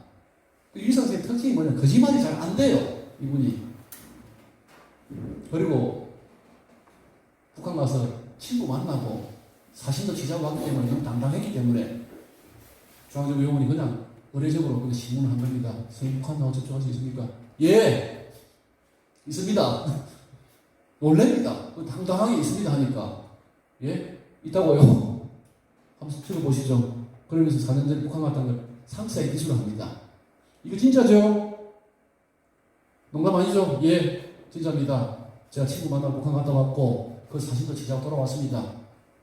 소화기는 됩니다. 근데 첩보용합니다. 큰 놈이 하나 걸렸다. 보면 자 대어 큰 물고기 한 마리 걸렸다. 지금까지 자체들 조사할 필요 없다. 이미 국제적인 위성을 얻고 있었어요. 그죠? 세계적인 음악까지 완전히 올라가고 있습니다. 큰 놈이 하나 걸렸다. 서울에서 진짜냐? 그래서 팩스로 그 당시 연락을 했겠죠. 압송하라 해가지고 본에서 함부르크에서 일본 동경 그리고 서울로 납치당합니다. 오자마자 중앙정보부 수사를 받습니다. 너 스스로 4년 전에 북한 갔다 왔다며 그때 뭐 했어? 소상히 써라. 그대로 썼습니다. 또 그대로 썼습니다. 수차례 반복되는 진술을 뽑고 찍고 하다가 이 자식 봐. 이거 진짜 거짓말 계속하고 있네. 진실을 이야기하고 해야 되겠네. 그래가지고 고문이 시작됩니다. 물고문부터 시작해서 온갖 도움을 다 받습니다. 그때 그래 하는 마을 그 선생님 쓰는 글 보면 사람 물을 불리고 밧줄로 똘똘 감아가지고 고기만 놔두고 거기다가 이 파이프를 박아가지고 책상 2개를 갖다 이렇게 세우고 그 사이에 사람을 통닭처럼 깬 막대를 딱 걸치는 그런 사람이 통닭처럼 걸려가지고 이렇게 쳐다보고 있어요. 얼굴에 손을 뒀습니다. 그리고 물을 붓는 바로 기절해버립니다. 물 보자마자. 그리고 의사가 바로 뛰어와야 됩니다. 주사를 나가 깨웁니다. 또 물고문. 며칠째 그런 고문을 받다가 선생님께서 드디어 죽을 때가 왔구나 싶어서 이제 완전히 탈진한 상태에서 책상에 앉았을 때 이렇게 이야기합니다. 당신들이 요구하는 답이 뭡니까? 불러주시면 그대로 쓰겠습니다. 불러주는 데 쓴 게 뭐냐면 나는 북한 공작원이답니다. 그 원하는 조서를 받고 이제 어디 양양하게 수사들이 나갑니다. 나갈 때 선생님이 이제 내가 내 목숨을 버리지 않으면 내 양심을 전환할 수 없구나 해가지고 그때 요즘 그 유리전들이잖아요. 좀 큰 유리전들이 있지 않습니까? 그죠? 두툼한 거 그때. 거기 지도실에 있었던 모양입니다. 그래서 수사관들이 자백서를 받고 나온 그 사이에 머리를 칩니다. 그 지금 이게 모자가 아닙니다. 다들 이게 뭐 재수를 쓰는 뭐 모자가 아니라 붕대입니다. 머리를 쳐서 피가 흘러나오는 걸 갖다가 찍어 적은 게 뭐냐 하면 흥건하게 피가 바닥에 적은 게 벽에다가 요원입니다. 나의 아들아 나는 스파이가 아니다. 그걸 적고 쓰러진 걸 수사관들이 뛰어들어와서 발견해가지고 이문동에 있는 병원으로 급히 옮기면서 수술받고 목숨을 건집니다. 근데 조금만 늦어도 목숨이 괴로울 지경까지 갔습니다. 자, 고문에 의한 허위 자백은 말 그대로 형사소송법상 무효인데, 자, 검찰은 이 재판관이 중요합니다. 여기 두루뭉실하게 알면 안 돼요. 검찰은 간첩죄 플러스 방공법 위반입니다. 방공법은 국가보안법입니다. 간첩죄 말고 북한 간첩을 했다는 뜻이고 방공법이 뭐냐 하면 정부의 허락을 받지 않고 북한 간첩을 합니다. 그 둘 다를 적용합니다. 그래서 검찰은 방공법 위반 플러스 그 간첩죄로 사형을 구형합니다. 재판부는 둘 다를 인정합니다. 1심 재판부는 간첩죄도 인정했고 그 허위 자백조서 인정했고 방공법 위반 인정해가지고 무기징역을 선고합니다. 자, 검찰도 항소하고 피고인도 항소합니다. 검찰은 왜 사형을 안 때리고 무기징역 때리는 겁니다. 항소했고 피고인 측은 방공법은 몰라도 간첩은 아니다. 항소했습니다. 2심 재판부는 그 시절 재판부 때도 간첩죄를 삭제합니다. 간첩이 아니라는 겁니다. 이게 그 시절 그 서슬프는 재판부 보기에도 간첩죄를 삭제하고 중앙정보부에서 엄청난 압력을 넣었지만은 재판부 분들이 용기를 내셨어요. 간첩죄를 삭제했고 방공법 위반은 이분도 인정하셨습니다. 그 방공법 위반만 인정합니다. 그래서 간첩죄를 삭제하고 징역 15년을 선고합니다. 간첩죄 삭제 그러나 방공법 위반은 인정. 자, 또 검찰이 항소합니다. 왜 간첩죄를 삭제했느냐? 그 검찰은 간첩죄 플러스 방공법 위반으로 사형을 때려달라고 3심 재판부에 상고합니다. 그 3심 대법원에서도 간첩죄를 인정하지 않습니다. 방공법 위반만 인정해서 징역 10년형으로 감형합니다. 그걸 보시면 이미 그 시절 재판부도 유이상을 간첩죄를 다 삭제했습니다. 이걸 많이 오해하세요. 그 시절에 간첩죄를 인정했다 해가지고 그리고 2006년에 국정원을 재조사할 때 간첩죄를 벗은 게 아닙니다. 이미 그 시절 재판부는 2심, 3심에서 이거는 간첩 아니다. 그러니까 간첩죄를 삭제했고 방공법 위반만 인정해서 2심에서 징역 15년, 최종심에서 징역 10년을 선고한 겁니다. 그래서 그 팩트를 여러분들 좀 정확하게 알아두십시오. 유이상이 2006년 이전에도 간첩 혐의를 받은 건 아닙니다, 여러분들. 다들 그래요. 이걸 오해하셔가지고 노무현 대통령 때 2006년에 재조사가 돼가지고 간첩 혐의를 벗었고 그전에는 간첩죄가 인정되었다 하는데 저는 아닙니다. 아니고 2심 재판부, 3심 재판부는 간첩죄를 인정하지 않았습니다. 다만 방공 위반은 피고인도 인정했습니다. 왜? 정부 허가를 받지 않고 팩트니까. 그죠? 그것 때문에 징역 15년, 그다음 10년으로 감형된 겁니다. 정확하게 아시겠죠, 여러분들? 이게 제 핵심입니다, 여러분들. 사모님이에요. 사모님도 그때 잡혀와가지고 집행유예 받습니다. 그때 떠나십니다. 저기 사진 참 아름다운 사진인데 가운데 뭐죠, 가운데. 저 교도관한 분은 항상 나와야 돼요. 저 교도관 출연해야 됩니다, 이제. 재미가 있는 사진입니다. 그때 이제 감방에서 작곡이 허락됩니다. 그래서 유 선생님이 독일에서 이쪽 가는 걸 쓰고 싶다. 지금 시간이 없다 했더니 지우개를 8개 이어주고 연필 8개 악보도 해달라 했더만 지우개 1개, 연필 1개. 그래도 암호가 지우개에 들어있는가 싶어 조사한다고 한 달 걸려서 넣어줍니다. 그래가지고 작곡을 한 게 나비 민망인 이거는 이제 뉴른베르크 오페라 극장에서 31번의 커튼볼을 맞습니다. 그리고 이고리 스트라빈스키 같은 세계적인 예술가 181명이 유이상을 석방하라. 그리고 독일 정부가 나섭니다. 유이상을 석방하지 않으면 그때 수독 정부죠. 외교 관계를 단절하겠다까지 나옵니다. 그래서 그때 우리 수도가 친했잖아요. 많이 어전됐고. 그래서 이 수독 정부의 압력, 세계적인 예술가들의 압력 때문에 유이상이 2년 만에 1969년에 석방됩니다. 석방돼서 한국을 떠납니다. 이 사진 보면 베를린 공항인데요. 이분이 누구냐고 자꾸 물어보세요. 이 딸, 아들 유이상인데 재혼했느냐? 그 사모님이십니다. 사모님이 재혼하신 거 아니고 이수자 예사님입니다. 그 한국에 계실 때보다 너무 세련되지셔가지고 많이 오해를 하십니다. 오페라 신청. 자, 71년에 독일국제를 시작했고 72년 미넨 올림픽 때 요것도 제가 전화를 많이 받았어요. 그 박사 논문을 썼는데 아무리 미넨 올림픽을 대답하도 이게 안 온다는 겁니다. 그분을 이야기할 때 올림픽 때 마스게임 있죠, 마스게임. 그 대운동장에서 하는 거 그걸로 생각했던 모양이에요. 그거 아니고 오페라 개막 그 미넨 올림픽 개막 전날에 바이에른 미넨 오페라 극장에 있어. 개막 축전 오페라로 연주됩니다. 그리고 바이에른 미넨을 찾아야 되지 오페라를 찾아야 되지 운동장에서 하는 거 아닙니다, 여러분들. 이걸로 큰 명성을 얻어요. 세계적인 명성을 얻습니다. 자, 이거 중요합니다, 여러분들. 선생님이 1969년에 추방된 이후로 3번 대한민국에 초청을 받습니다. 1973년에 초청을 받았는데 오시려고 하셨어요. 그런데 그때 큰 사건이 일어납니다. 김대중 납치 사건, 김지아 투옥 사건이 벌어집니다. 그때 새끼에서 내가도 세계적인 지성들이 침묵했으면 목숨을 잃었을 것이다. 저 두 사람이 잡혀있는데 내가 침묵하면 두 사람은 사형당할 수가 있다. 그래서 국제적으로 김지아, 김대중 구명운동의 시작이십니다. 그 때문에 한국 귀국은 좌절됩니다.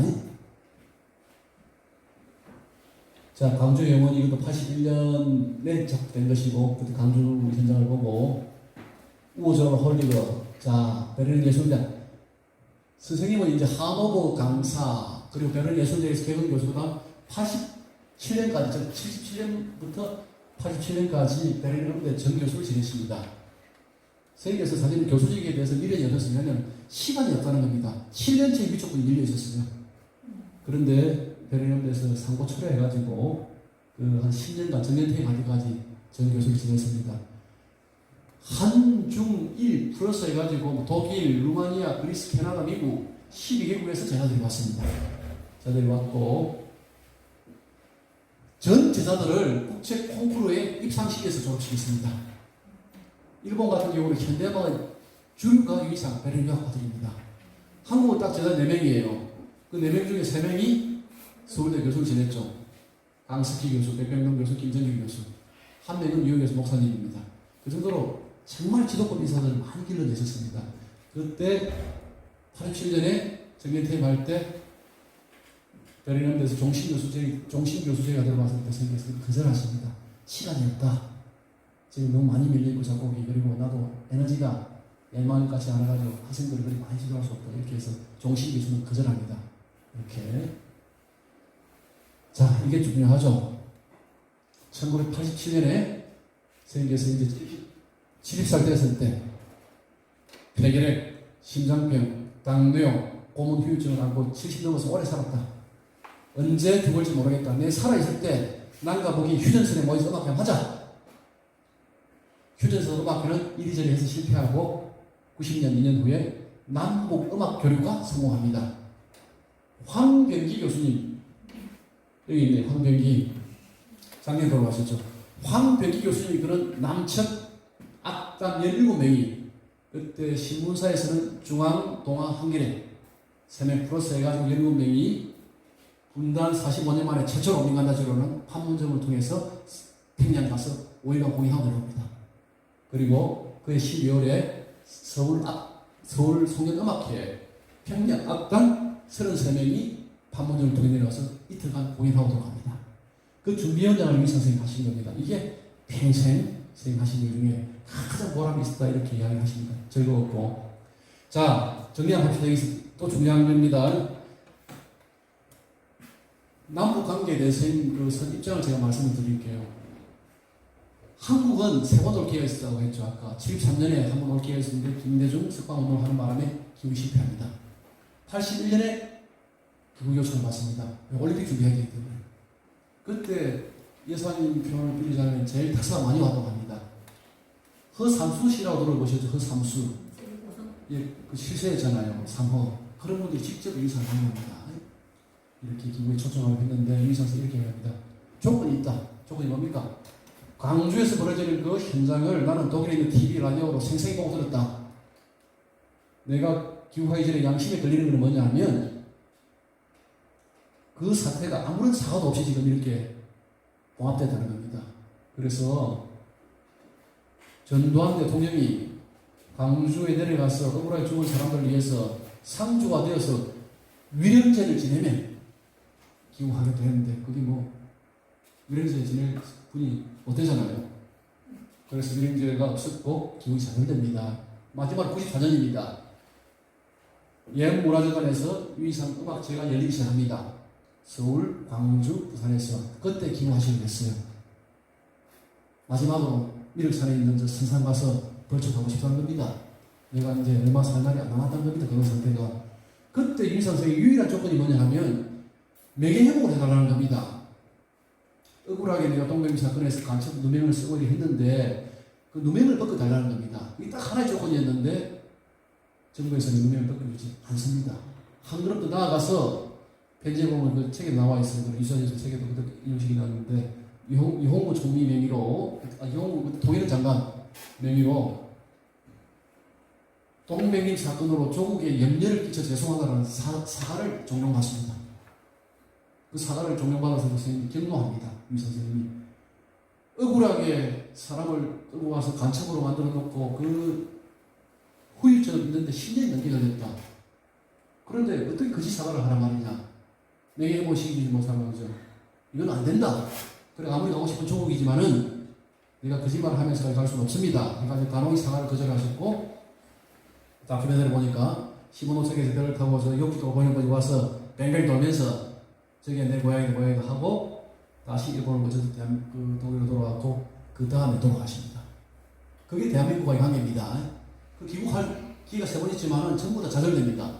근데 북한에서는 한 83년경에 유이상 선생에게 이렇게 제의가 들어옵니다. 윤 선생, 우리가 연구소를 만들어주고 하면 방문해서 재단들을 양성할 수 있겠느냐 하는 겁니다. 그래서 선생님께서 한참 숙고를 하다가 3가지 정도 조건만 맞으면 할 수 있다는 겁니다. 그 조건이 상당히 중요해요. 그 세 가지 조건이에요. 첫째, 정치 활동을 안 한다는 겁니다. 북한의 정치 활동은 노동당 가입을 말합니다. 절대 노동당 가입을 권유하지도 말하는 겁니다. 그게 첫 번째 조건입니다. 그 제가 확인했는데 그때 변호사들하고 같이 재심 청구하면서 그 유인선 음악연구소가 있고 그 얼마 안 떨어진 곳에 숙소가 있습니다. 좀 hun거 들어갈 수 있도록. 그 숙소에는 아직도 김일성, 김정일 초상화를 못 달게 합니다. 안 달려 있습니다.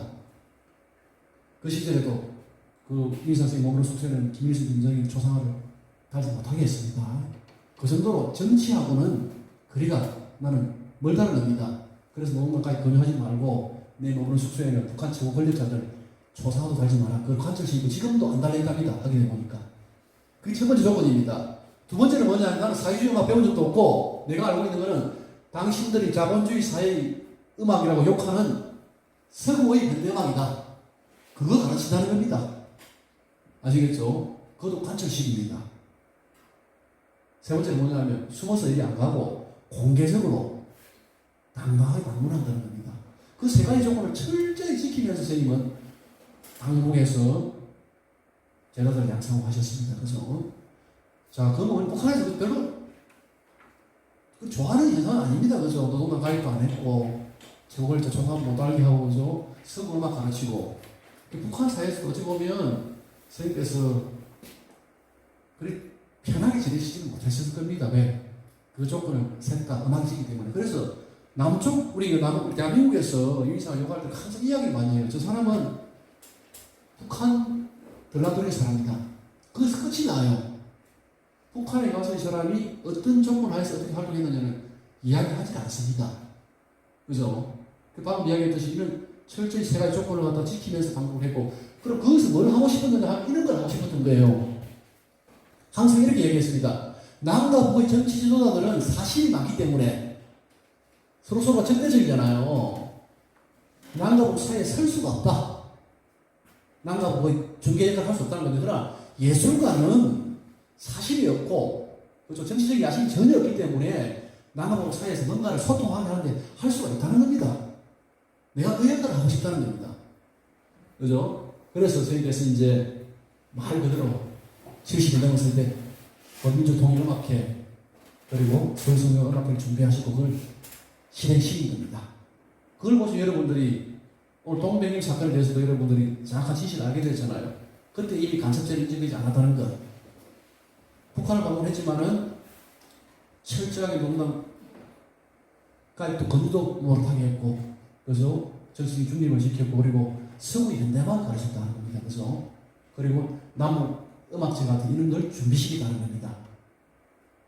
이게 선생님께서 방북 활동에서 했던 내용의 콘텐츠입니다.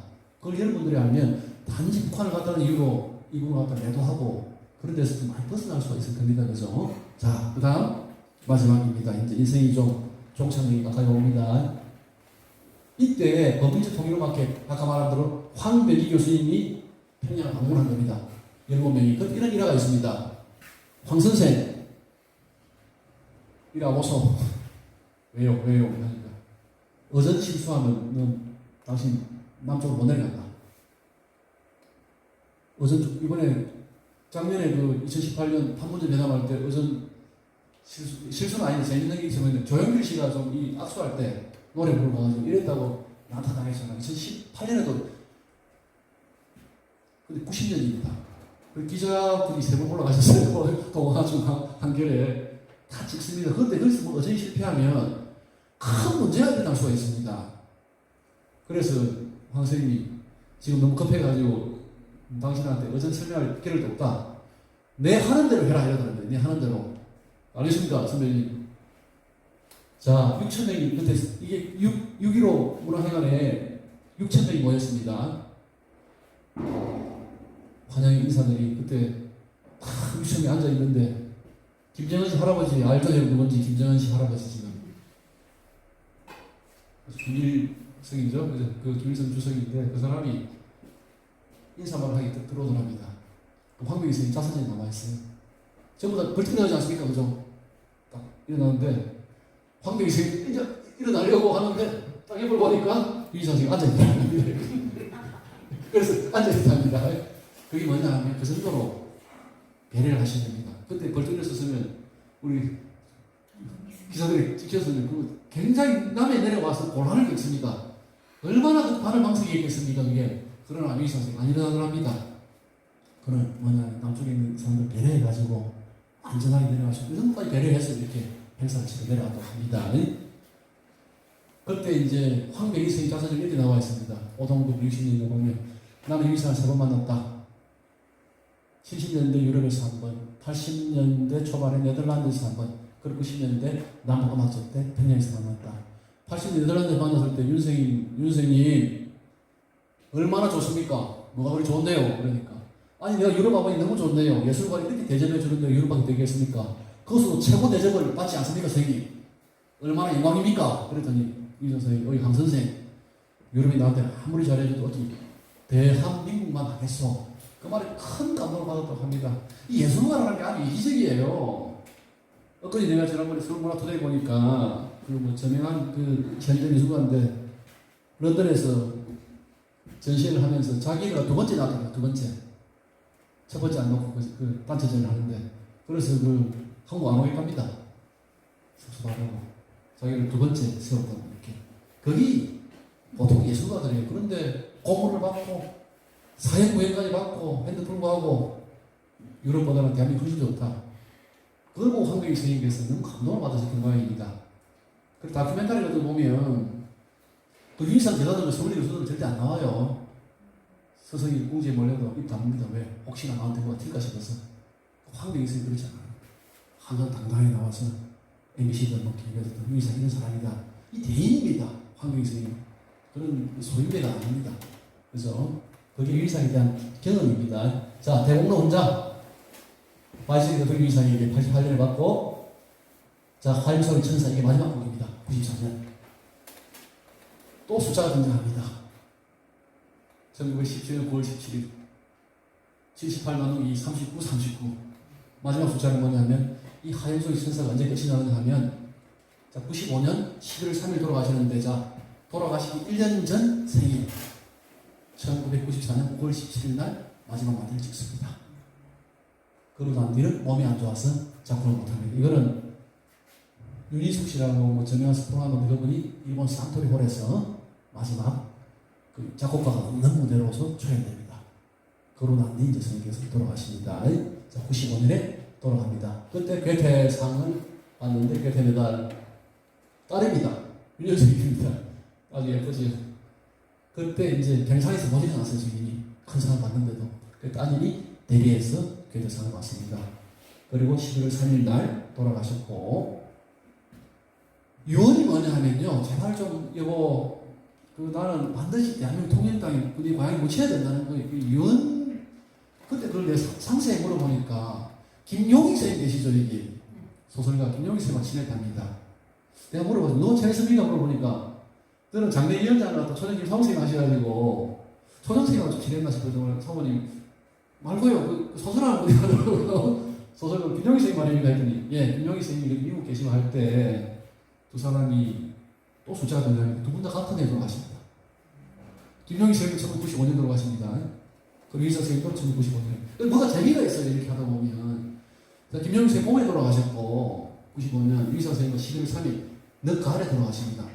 이 이야기를 하시더라고요. 그때, 김용희 선생님 돌아가시고 난 뒤에, 김용희 선생님 내가 물어보니까, 통영에 오셨다, 그죠? 그때 그 진단을 받으시고, 돌아가셨다고 하시는데, 돌아가시고 난 뒤에 사모님이, 그러니까 김영철 사모님이 유희상 선생님께 편지를 보냈던 모양입니다. 유 선생님, 한 4살 위죠, 그죠? 2살 위죠, 그죠? 3살 위죠, 그죠? 선생님, 저희 남편이 돌아가셨습니다. 다행스럽게 통영에 모셨다. 그렇게 편지를 받고 난 뒤에 유희상 선생님이 이거 와보소, 편지 한번 읽어보세요 하더만은 유희상 선생님이 바로 읽고 난 뒤에 사모님한테 편지를 전해주더랍니다. 그 편지를 위해서 눈물이 좀 걸쭉했던 모양입니다. 용익이는 통일 땅에 묻혔다는 겁니다. 그죠? 단편적으로. 그때 넌지 하신 말씀이 나도 통일 땅에 묻혀야 된다 하는 걸 그때 이렇게 비추더랍니다. 그래서 유언이죠. 무대에 대한 거죠. 그쪽 95년에 김영식 돌아가시고 가을에 돌아가십니다. 무덤은 베를린의 가토 묘지에 묻혀 계시다가 2018년 3월 20일 날 통영으로 이렇게 넘어옵니다. 그러고 난 뒤에 묻혀 계시고 지금도 이제 통영국제음악당 앞에 묻혀 있습니다. 그 가보신 분 계시죠? 무덤을 쓸 때도 사실은 좀 재미가 있습니다. 그때 통영시 쪽에서는 그만 저 생각하니까 기념관이 그쪽 하면 어떻겠노? 그만 그냥 나초라이 서구식으로 그런 의견이 좀 지배적이었는데 유족들께서 그건 안 된다. 너무 시끄럽다. 차도 많이 다니고 하니까 뭐 하면 좋겠노? 그러다가 아까 편지 봤잖아요. 마지막 편지. 그거 뭐 이런 구절이 있습니다. 그 잔잔한 바다 그 푸른 물색. 펜션을 갖다가 곡을 그려고 바다 그려왔는데 그러면 바다가 보이는 곳이 안 좋겠나? 그래가지고 통영국제음악당 동쪽 언덕에 보면 지금 요즘저거죠 아주 한류수도를 볼 수 있는 공간 아닙니까? 그래서 그쪽으로 딱 여기 어떻습니까? 했더니 유족들께서도 너무 좋다. 그래가지고 무덤 위치까지 본인이 편지로서 말씀해 놓으셨어요. 잔잔한 바다 그 푸른 물색. 그 두 단어 때문에 무덤이 저쪽으로 가는 기회가 된 겁니다. 한 5분 쉬었다 할까요? 예.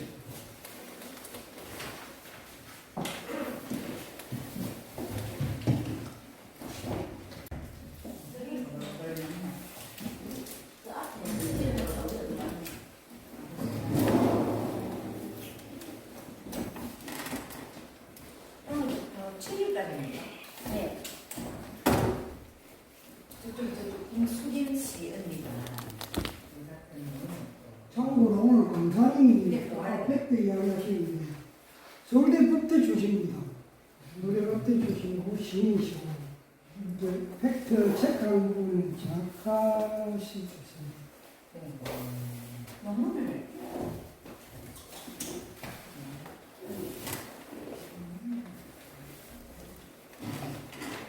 통영시 공권자를 가능하고 많이 했는데 이렇게 긴 시간 안 주거든요. 아니 재경학 제 뭐지 학문에 뭐 이런 데서 안 좋아요.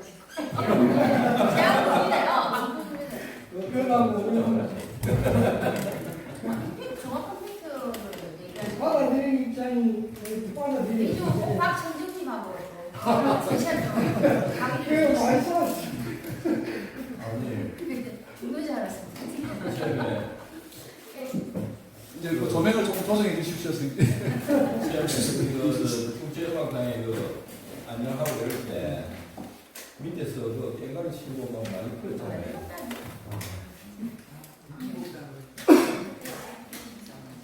제가 아까 이야기할 때 김춘 선생님 있는 당했는데요. 이제 김춘 선생님 이번에 제가 김춘 선생님 갑자기 글을 써달라 해가지고 좀 공부를 좀 많이 했어요. 그다음 할 때 저는 좀 선입관을 가지고 있었던 게 워낙 돈이 많은 분이더라고 해가지고 집안 형편이 고통의 문제라든지 그런 거 거의 많이 먼 분인 줄 알았습니다. 그런데 그 자전적인 것들 많이 보고 좀 이렇게 보다 보니까 인생이 만사꾼 아들이라는 거는 그냥 거칠이었고 정말 고통으로 점철되어 있는 인생이라는 걸 깨달아서 깜짝 놀랐습니다. 일단 교수님께서 너무 그래서 제가 이번에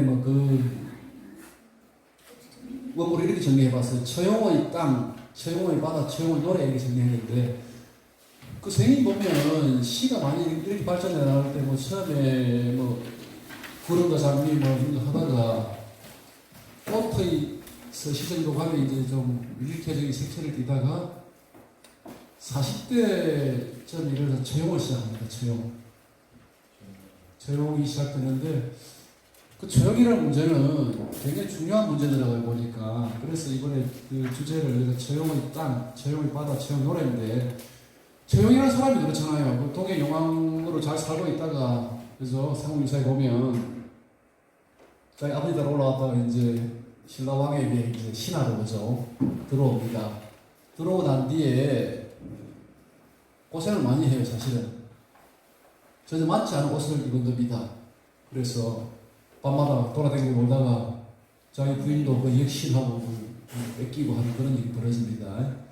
김춘수 이야기가 이제 처형이 이제 다가올 때 처형을 이렇게 이야기했던 모양이에요. 처형은 본인이 워낙 고통스러운 삶을 살아보니까 땅에서의 처형, 땅에서의 처형, 바다에서 처형이 아니라 땅에서의 처형을 당한 겁니다. 처형이 바다에서는 뭐 용왕의 아들로 멋지게 살았지만 땅에 올라와서 얼마나 힘들었느냐. 땅에서의 처형을 자기 자신하고 많이 이렇게 들가하십니다. 그 다음 좀 더 진행되어 바다에서의 처형을 만나게 됩니다. 스스로가. 그래서 처형단장이 이게 근 20년간 김춘수를 지배합니다. 저는 김춘수 대표실 뽑을 때 꽃을 많이 뽑지만 저는 당연히 처형단장을 김춘수 대표실 뽑고 무의미시라는 김춘수의 전매 특허가 처형단장부터 시작이 됩니다. 그래서 그 논문 연락을 보면 사실 김준수 선생님 논문이 굉장히 많이 나와요. 제가 그 국회 도서관으로 개소해봐도 그게 한 100, 학위 논문 100편이 넘습니다. 그런 작가가 뭐 김소월, 미닥수정 빼고는 없어요. 김수영 그 세 명도가 나면 그 정도 김준수 선생님만, 그 김준수 선생님 말 그대로 20세기 시인들 중에 제가 직관적으로 개소한 배로는 한 서너 번째 되는 것 같아요. 논문 수가. 모든 시인 통틀어서 미당 서정주라든지 뭐 김소월, 김수영, 김준수 그 동급인 것 같아요. 이렇게 논문수를 보면.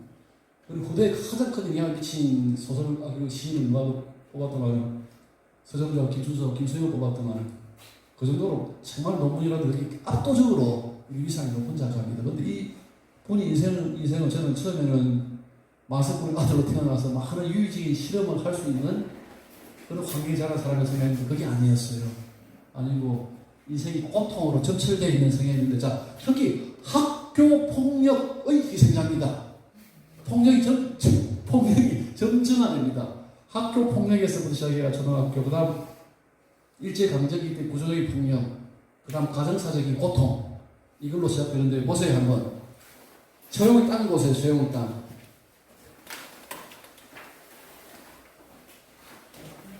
들어가면 보세요. 한번 읽어볼게요. 들어가면 보면 두 번째 단어가 보세요. 처형은 무엇이 김춘수를 그토록 끌어당긴 것일까? 아마도 동해 용왕의 아들이라는 고귀한 신분의 처형이 서라벌이라는 속세에서 당한 극심한 고통과 그 고통을 초하는 자세가 시인에게 상황적 동질성을 발견하게 했고 처형을 시적자로 절개 쓰게 만든 것이다. 이 결론입니다.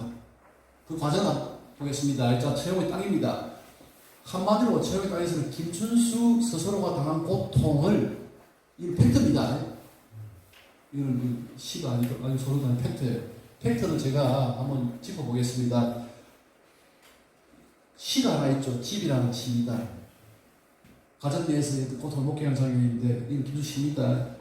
그 무엇으로도 다스릴 수 없는 아버지. 이거 무시무시하잖아요. 일단 아주 맞춰서. 그래서 그 무엇으로도 다스릴 수 없는 아버지는 나이 들수록 더욱 소나무처럼 정정히 혼자서만 무성해가고 그 절대한 그늘 밑에서 어머니의 야인 가슴은 더욱 곤충의 날개처럼 였던. 김춘수가 어린 시절에 본 체험한 아버지는 소나무처럼 정정한 절대자입니다. 늦지도 않아요.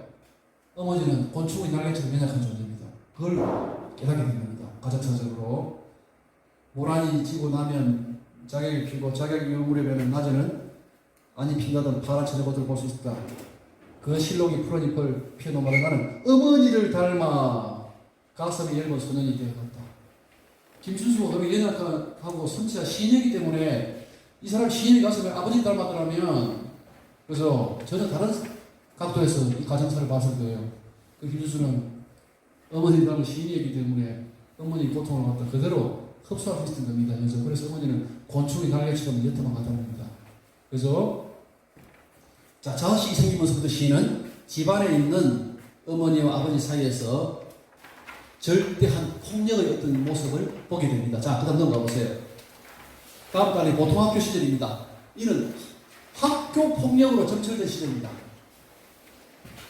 만석굴의 손자인 시인의 고등 시절은 육체적 폭력으로 얼룩진 시절이었다. 꽃과 여우에는 이 시절의 폭력을 행사한 주체들이 상세히 서술되어 있는데, 바지 가랑이를 끼워오라고 한 처녀 선생, 다짜고짜 남은 입에다 밤토를 수시 넣는 일본 아이, 새 운동화와 새 양복판 입으러 강요한 할머니 등이다. 그 중에서도 중요한 것은 계집애와 이상한 소문을 퍼뜨리고 뱀의 껍질을 벗기며 늘 돈을 뜯으려 협박을 가하는 그 녀석입니다. 실제로 그 녀석이 있었어요.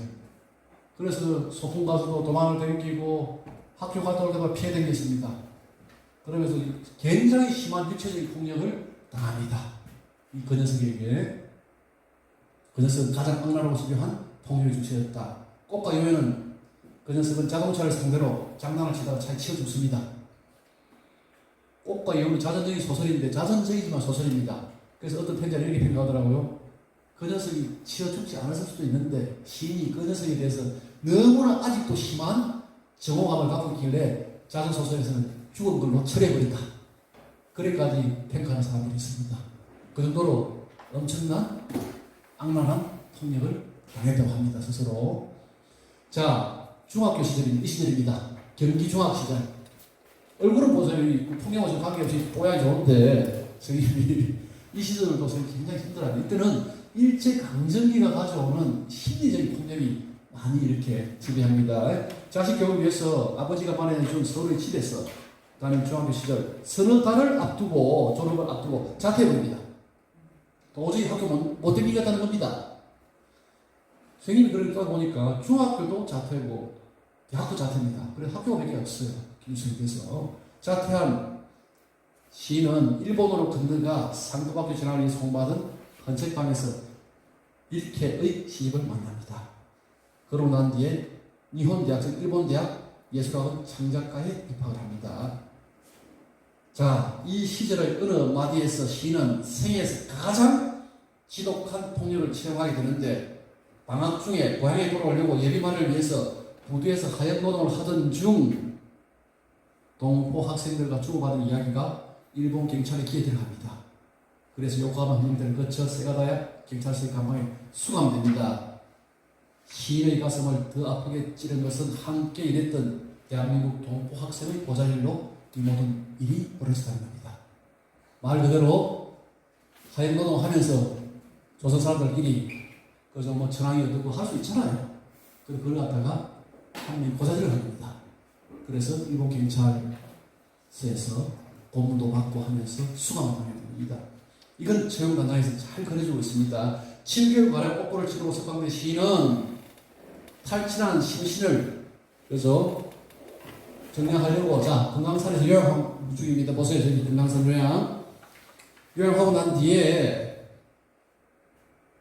훈련선의로 분류되어 있는 요시찰 대상이기 때문에 태평양 전쟁에 끌려가지 않으려고 처가에서 두더지처럼 숨어 사는 생활을 연속입니다.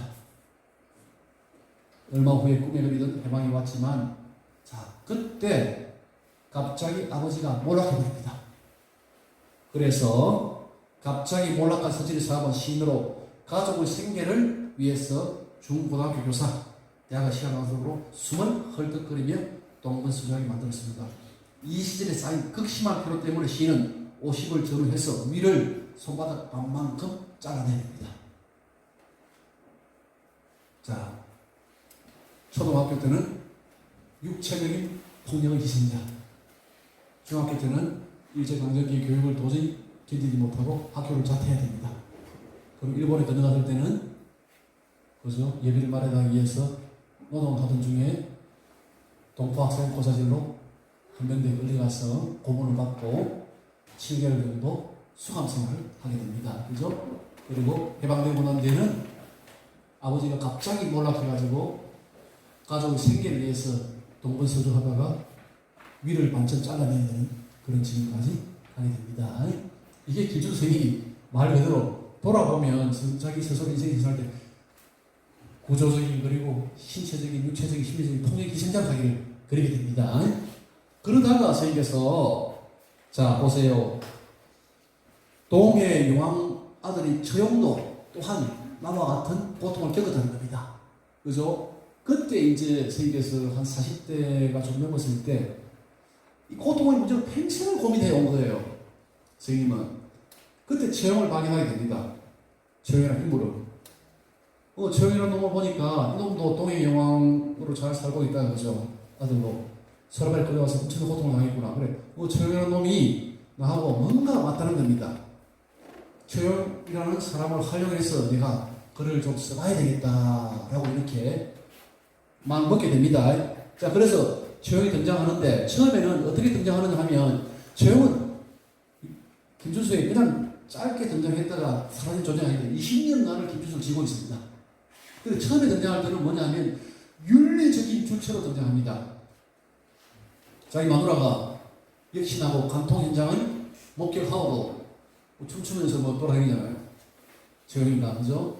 그걸 보고서 자기가 있는 분노라든지 상처를 춤으로 그냥 극복해내는 그런 윤리적인 존재로 최영을 발견하게 됩니다. 그래서 최용 3장 보세요. 한번 그 시가 있죠. 작은 글씨로. 그대는 말을 좀 삐었지만 그대는 말 그대로 최용의 아내입니다.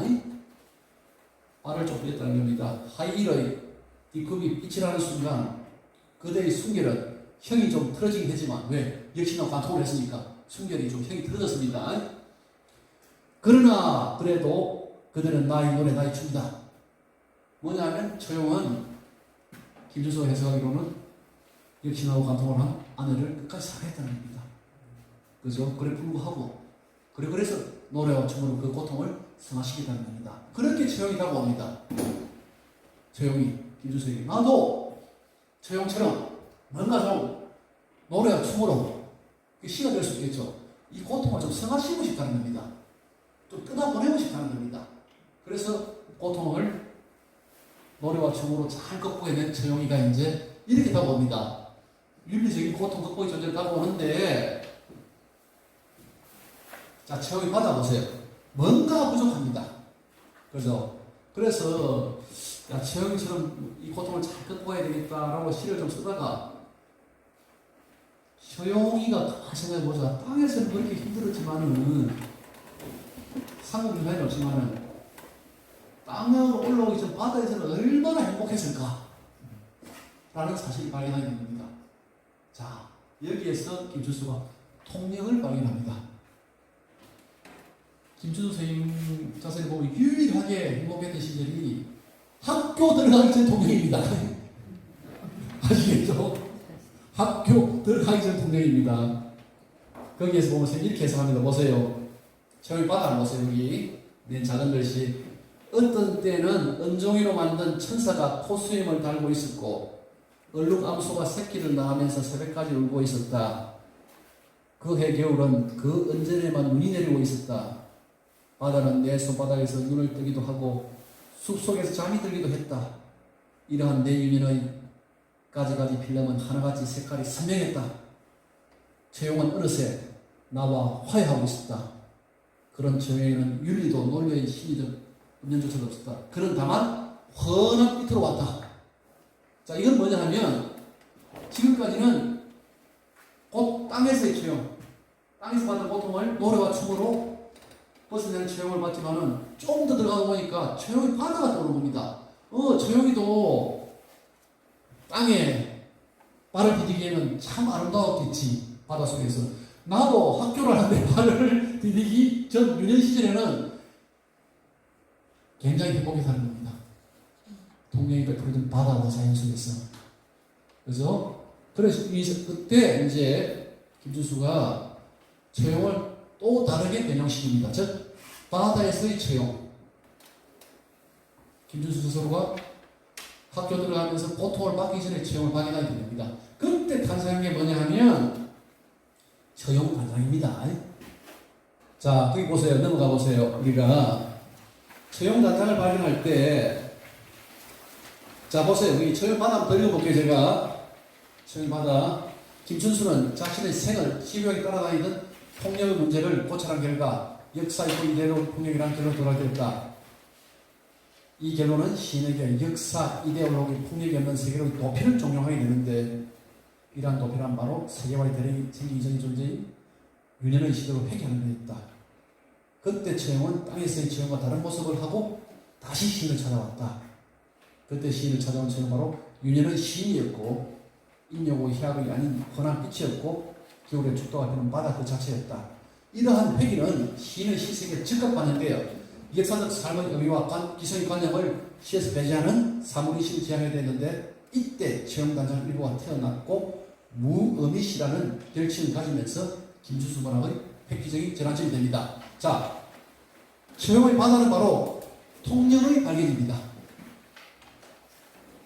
통영에서 행복했던 유년 시절을 발견하고 그걸 시로 들어가는 과정인데, 자, 윤희상도 통영을 발견했고 김춘수도 통영을 발견하게 되는데, 자, 공통시 뭐라고 했습니까? 통영 얘기 또 하나는 그죠? 그림입니다. 자, 보세요. 다음 페이지 보면 서술적 이미지 유조의 시세계, 이게 채용 담당인데요. 자, 무의미시란 시인의 말을 빌리자면 관념을 배제하기 위해서 이미지를 서술적으로 병치하여 절대 이미지의 세계를 구현하는 방법을 말합니다. 자꾸 물어보는데 무의미시라는 게 이게 뭔 말이냐? 이게 정확한 정의입니다. 이미지만으로 시를 쓴다는 겁니다. 관념을 절대 배제하고 일종의 묘사 절대주의로 설명을 전혀 배격하는 방법이다.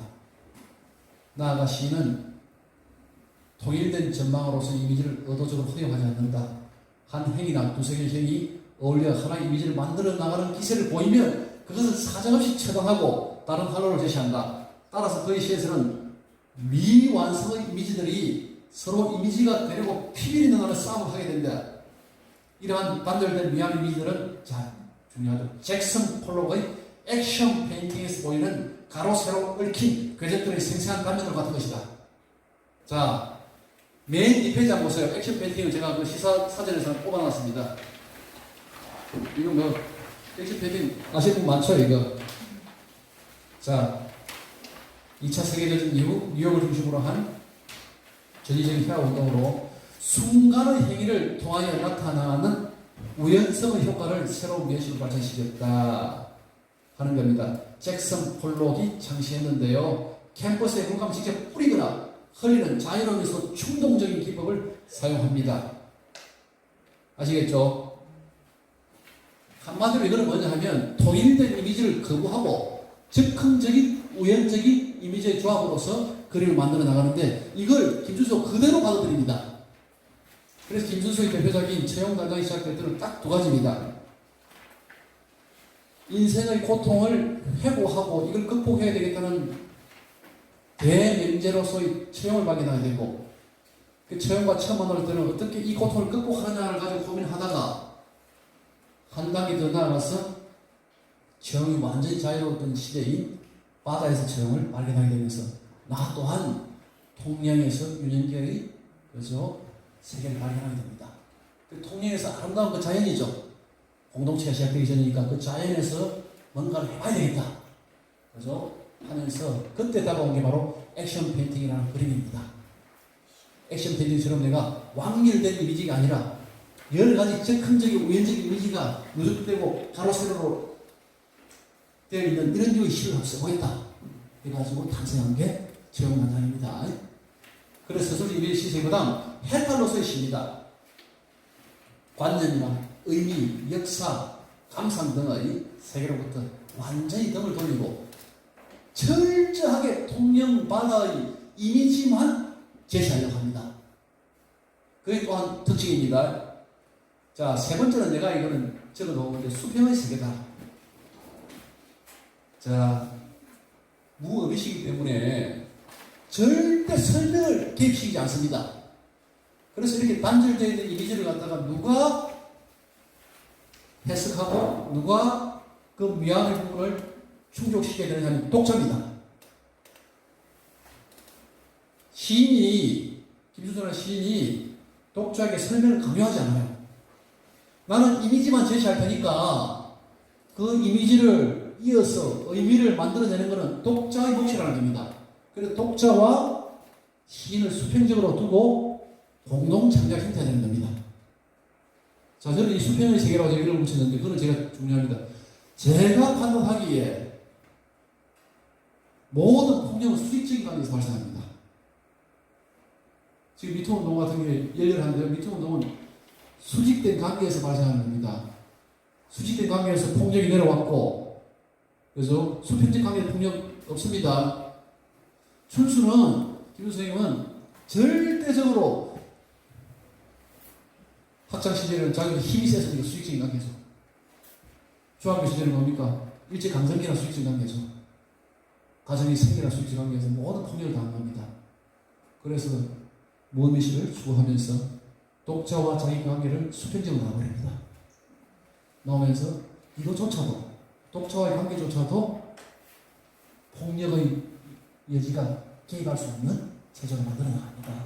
그래서 이 모미시라는 것은 제가 볼 때는 이게 역사적으로 또 필요하고 또 이야기하지만은 또 하나는 뭐냐면 철저하게 해탈하고 싶은 폭력으로부터 스스로가 벗어나는 하나의 방법론입니다.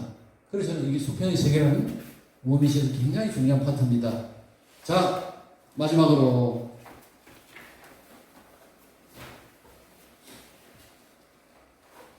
정리를 하겠습니다. 김주수 내가 시간이 좀 빨리 했습니다. 자, 오늘 결론을 다시 이야기하면 유희산 선생 같은 경우도 저는 유희산 선생 같은 경우는 큰 고통 4가지. 첫째, 서자로 태어나 서름이 있었습니다. 자생적으로 일제강점기 때 옥살이 하면서 폐결핵을 얻을 정도로 도피 생활하면서 감옥살이 한 체험이 있고, 그 다음 군사정권 때 끌려와서 사형구형을 받고 엄청난 고문을 받으면서 인생에 그죠? 고통을 받습니다. 마지막으로 그 묻히고 싶었던 통령에 묻히지 못하고 미국 땅에 묻히는 서름입니다. 이거는 사람이 겪어야 될 고통이 이 정도 살 수는 없어요. 그죠? 그 중에 한 개만 있어도 사람이 힘든데 그 4가지 고통을 다 들고 인생을 사신 분입니다. 그러나 그 예술 세계 속에서 말했듯이 40대 그 방황의 시기에 동아시아적인 세계 거기 축적되어 있는 통영을 발견했고, 그리고 그림과 건축이라는 다른 예술적인 요소에서 큰 걸 발견하면서 자기 예술 세계를 밀고 나갔고 그걸로 세계적인 성취를 하신 분입니다. 그것 또한 예술에 있어서는 그 예술, 항상 이렇게 말씀하셨어요. 내가 음악하는 것 빼고 무슨 낙이 있느냐. 그분에 있어서 예술은 말 그대로 자유였던 겁니다. 그 고통을 벗어나는 김수수가 똑같습니다.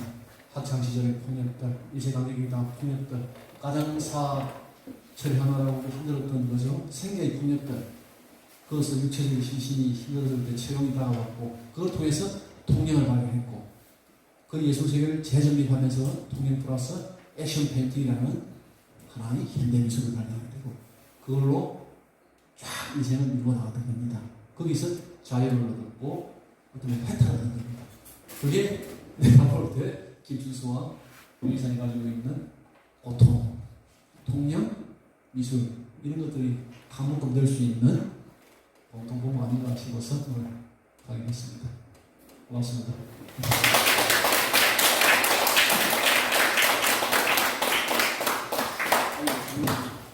질문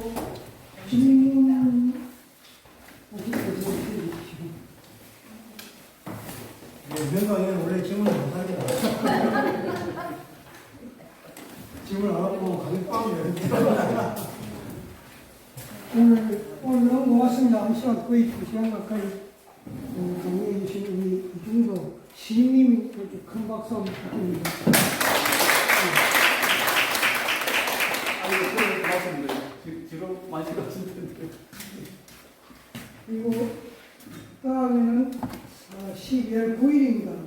바로 앞집에 있는 정은영 남해복날 대표님께서 강의해 주실 겁니다. 다음 주 월요일입니다. 그때는 더 맛있는 것도 준비해 놓을게요. 많은 부탁드리겠습니다. 고맙습니다.